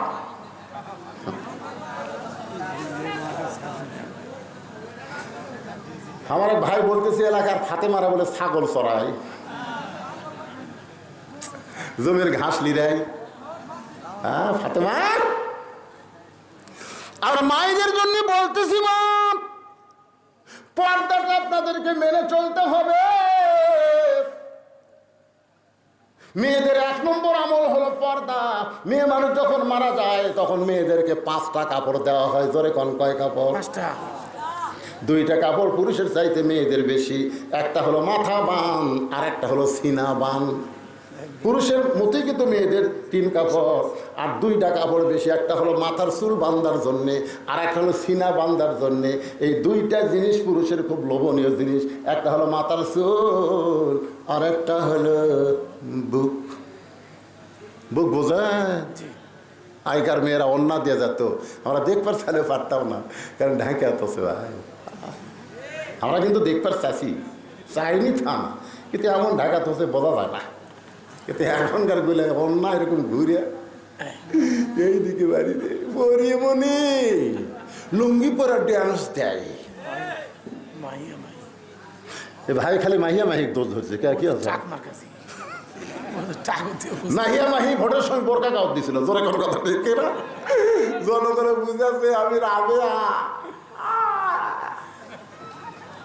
আমাদের বাংলাদেশে ভোটের সময় ভাই নেতা নেত্রীরা যে ভালো হয়ে যায় বুঝলেন। মমতা বোরকা কাওয়াত দিছে, মাইয়া মাই বোরকা কাওয়াত দিছে।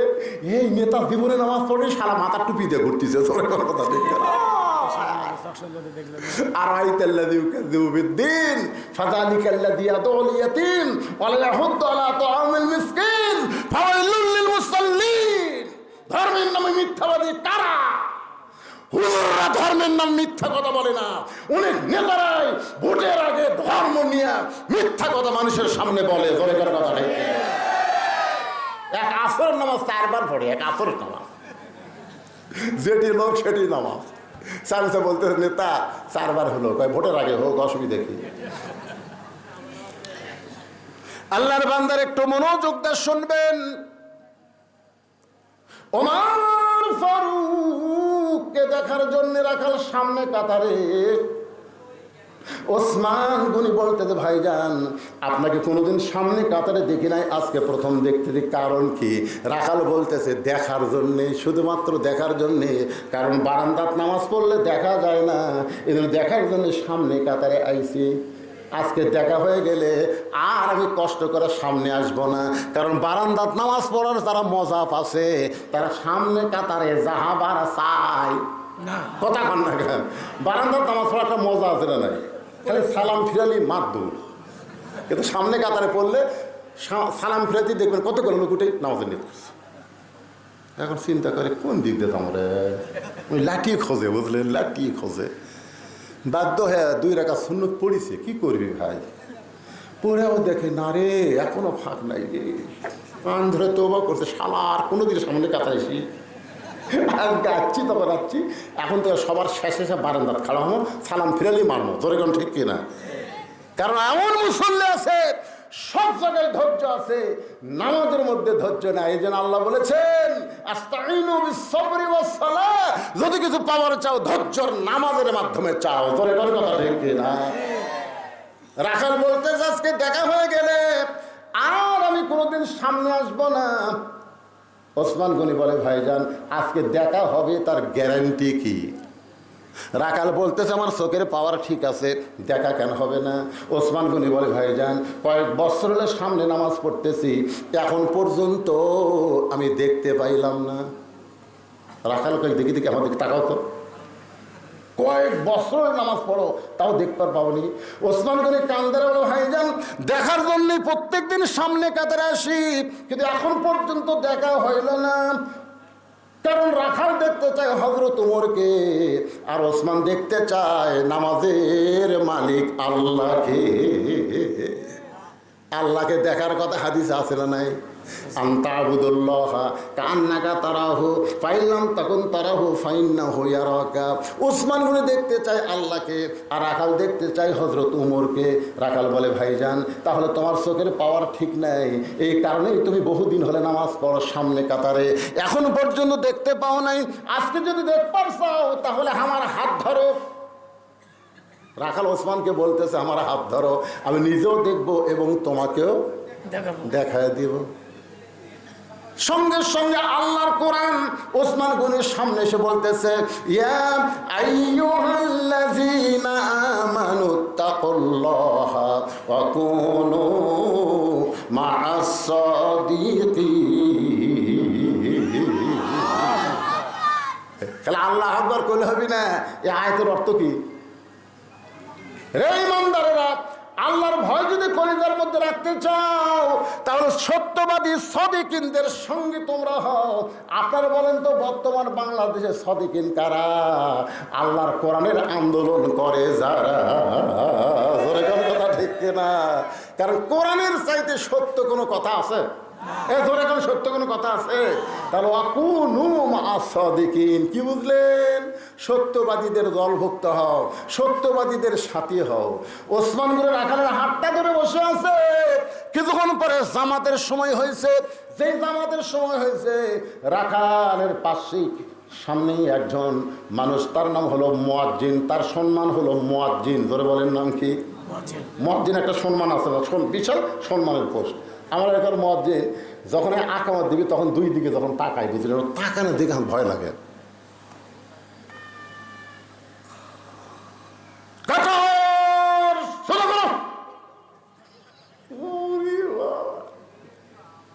দুই দিকে তাকা তখন কাতার সোজা করো, মোবাইল বন্ধ করো।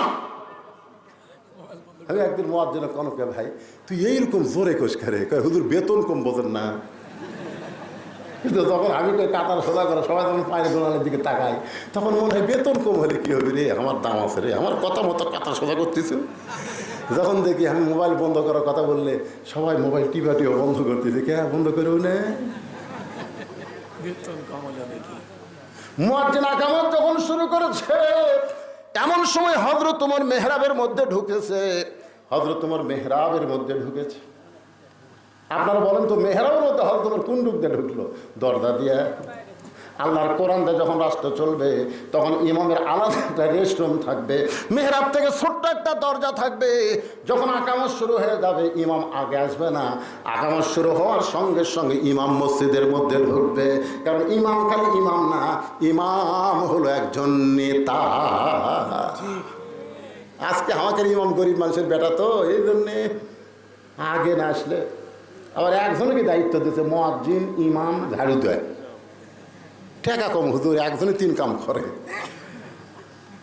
এক নতুন হাজি বুঝলেন, আগে সারা জীবন শালা কাম করছে, এখন এসে নামাজ ধরছে, ওই আজান দেওয়ার আগে আসে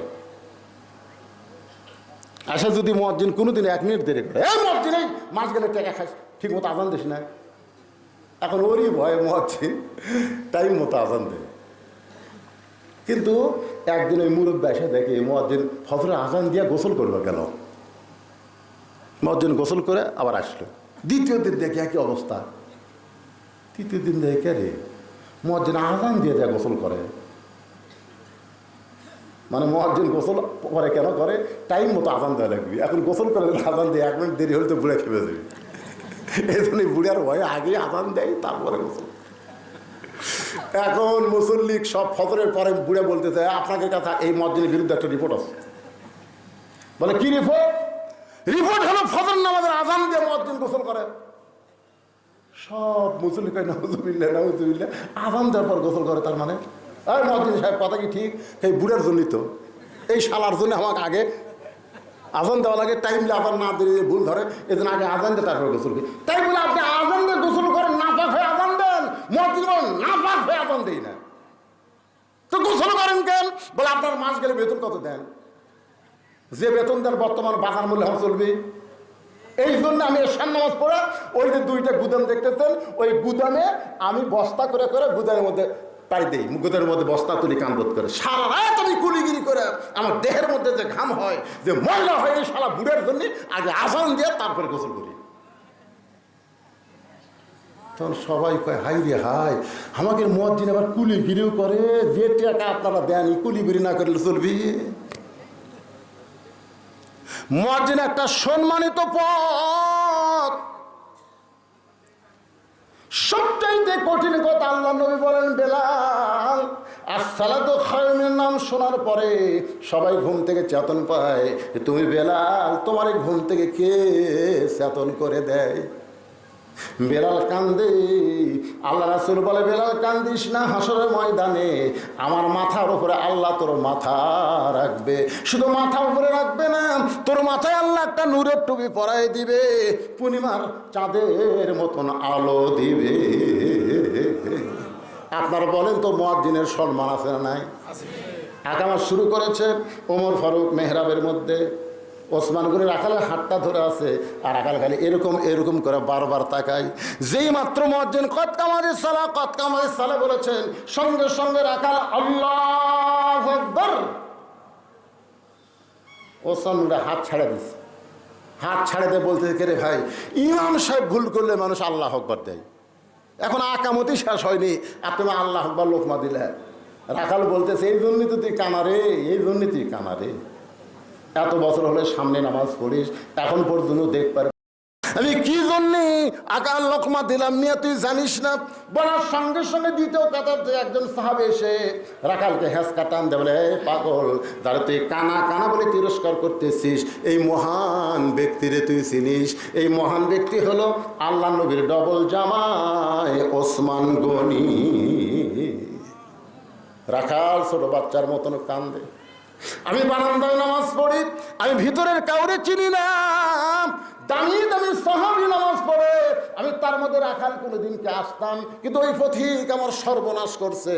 ওই পথিক আমারে কইছে ওমরকে যদি দেখবার চাও তাহলে সামনে কাতারে নামাজ পড়ো, মেহরাবের দিকে তাকাইলা, যেই মানুষটা ইমামতি করবে সেই মানুষটি হলো হযরত ওমর। আমার সারা জীবনের সাধনা আমি একটা বার ওমরকে দেখতে চাই, কিন্তু ওমরকে দেখতে এসে ওই পথিককে যদি আমি দেখতে পাই তাহলে তোমরাই বলো লোকমা দেওয়া ছাড়া তোমার উপায় নাই। আমি আল্লাহু আকবার লোকমা দিয়া ওই পথিককে মেহরাব থেকে সরাই দিয়ে দিব, ওই জায়গায় হযরত ওমরকে আমি এক নজর দেখতে চাই। হাজার হাজার সাহাবীরা কান্দে। সমস্ত সাহাবী যখন কাঁদতেছে, রাখাল চিল্লায় বলে বারান্দায় নামাজ পড়া ভালো, ভিতরে কেন কান্দাকান্দি শুরু হয়ে গেল? ওসমান বলে রাখাল ভাই, ভিতরে কান্দার কারণ হলো তুমি তারে পথিক পথিক বলতেছো, তিনি হলেন হযরত ওমর। গাছের গোড়া কাটলে গাছটা যেমন ঠাস করে পড়ে যায়, রাখাল তেমনি মেহরাবের মধ্যে কাটা মুরগির মতন ছটফট করে বলতেছি, আমিরুল মুমিনিন, আমি আপনাকে তওবা পড়াইছি, আমি আপনাকে মুনাফিক কইছি, আমি আপনাকে ভণ্ড কইছি, অথচ অধম রাখালকে আপনি কিছুই বলেননি। সঙ্গে সঙ্গে সমস্ত সাহাবীরা আশ্চর্য হয়ে যায়, কি বলতেছে? আমি আপনাকে তওবা পড়াইছি, আমি আপনাকে মুনাফিক কইছি, ভণ্ড কইছি, আপনি কিছুই বলেন নাই। সঙ্গে সঙ্গে ওমর ফারুক রাখালকে ধরে এক টানে বুকের মধ্যে নিয়ে কপালে একটা চুমা খায়। রাখাল রে, তোমার এত কথা হজম করার পিছনে কারণ হলো আমি ছদ্মবেশে তোমাকে দেখি নাই, তোমার ভিতরে আমার আল্লাহর কোরআনকে দেখা যায়। শুধুমাত্র কোরআনকে দেখার জন্যে আমি এত কথা হজম করেছি। আজকে বাংলাদেশে শুধু কোরআন শুনলে হবে না, আল্লাহর কোরআনকে যদি আমরা বাস্তবে দেখতে চাই, তাহলে কোরআনকে গ্রহণ করা ছাড়া আমাদের বিকল্প কোনো রাস্তা নাই। আজকের আলোচনায় সূরা মুলকের 2টা আয়াতকে সামনে নিয়ে আমি আলোচনা করেছি ভাইজান। এখন বলেন, সমস্ত ক্ষমতার মালিককে আল্লাহ। আজকে সেই ক্ষমতার মালিকের আইন দিয়ে যদি রাষ্ট্র পরিচালনা হয়, সুন্দর রাষ্ট্র হবে। আপনারা ওটা বসা করতেছেন কেন? বুঝতে পারতেছেন না? এখন মাহফিল শেষ, এত দোয়া করছি রে আমরা বৃষ্টির জন্য, আপনার এলাকাতে আজও বৃষ্টি হয়নি। এই বৃষ্টির কাম হবি। আজকে আমাদের বগুড়াত কত বৃষ্টি হচ্ছে আপনি জানেন? নওগাঁতে হচ্ছে, কিন্তু আপনাকে এলাকাতে হয়নি। তা আপনার এলাকায় থেকে ধান কাটা মারা শুরু হয়নি। তো বৃষ্টি আল্লাহর কাছে আমরা চাবো, রহমতের বৃষ্টি, ঝড় ঝাপটা যেন না আসে, আবাদগুলো যেন আল্লাহ হেফাজত করে। এই জন্য একটা দোয়ার দরকার আছে না? ধরে কন। তা আপনারা এতক্ষণ আলোচনা শুনলেন, এখন দোয়া না করে লাভ দা ওঠেন কেন ভাই? জি, আমার একটা মাহফিল আছে 2 দিন পরে, আগামী 17 তারিখে। এ পাশে আমার আর একটা মাহফিল আছে চক ভোলায়, দারুল কোরআন হাফিজ মাদ্রাসার উন্নতি কল্পে। 17 তারিখ, এই সামনে 17 যাচ্ছে, কয় তারিখ? 12 তারিখ। 5 দিন পর ইনশাল্লাহ মাহফিল হবে। আল্লাহ যদি হায়াতে রাখে আবার দেখা হবে ইনশাআল্লাহ। সবাই হাত তুলে আল্লাহুম্মা আমিন। আল্লাহুম্মা আনতাস সালাম ওয়া মিনকাস সালাম, তাবারাকতা ইয়া যাল জালালি ওয়াল ইকরাম।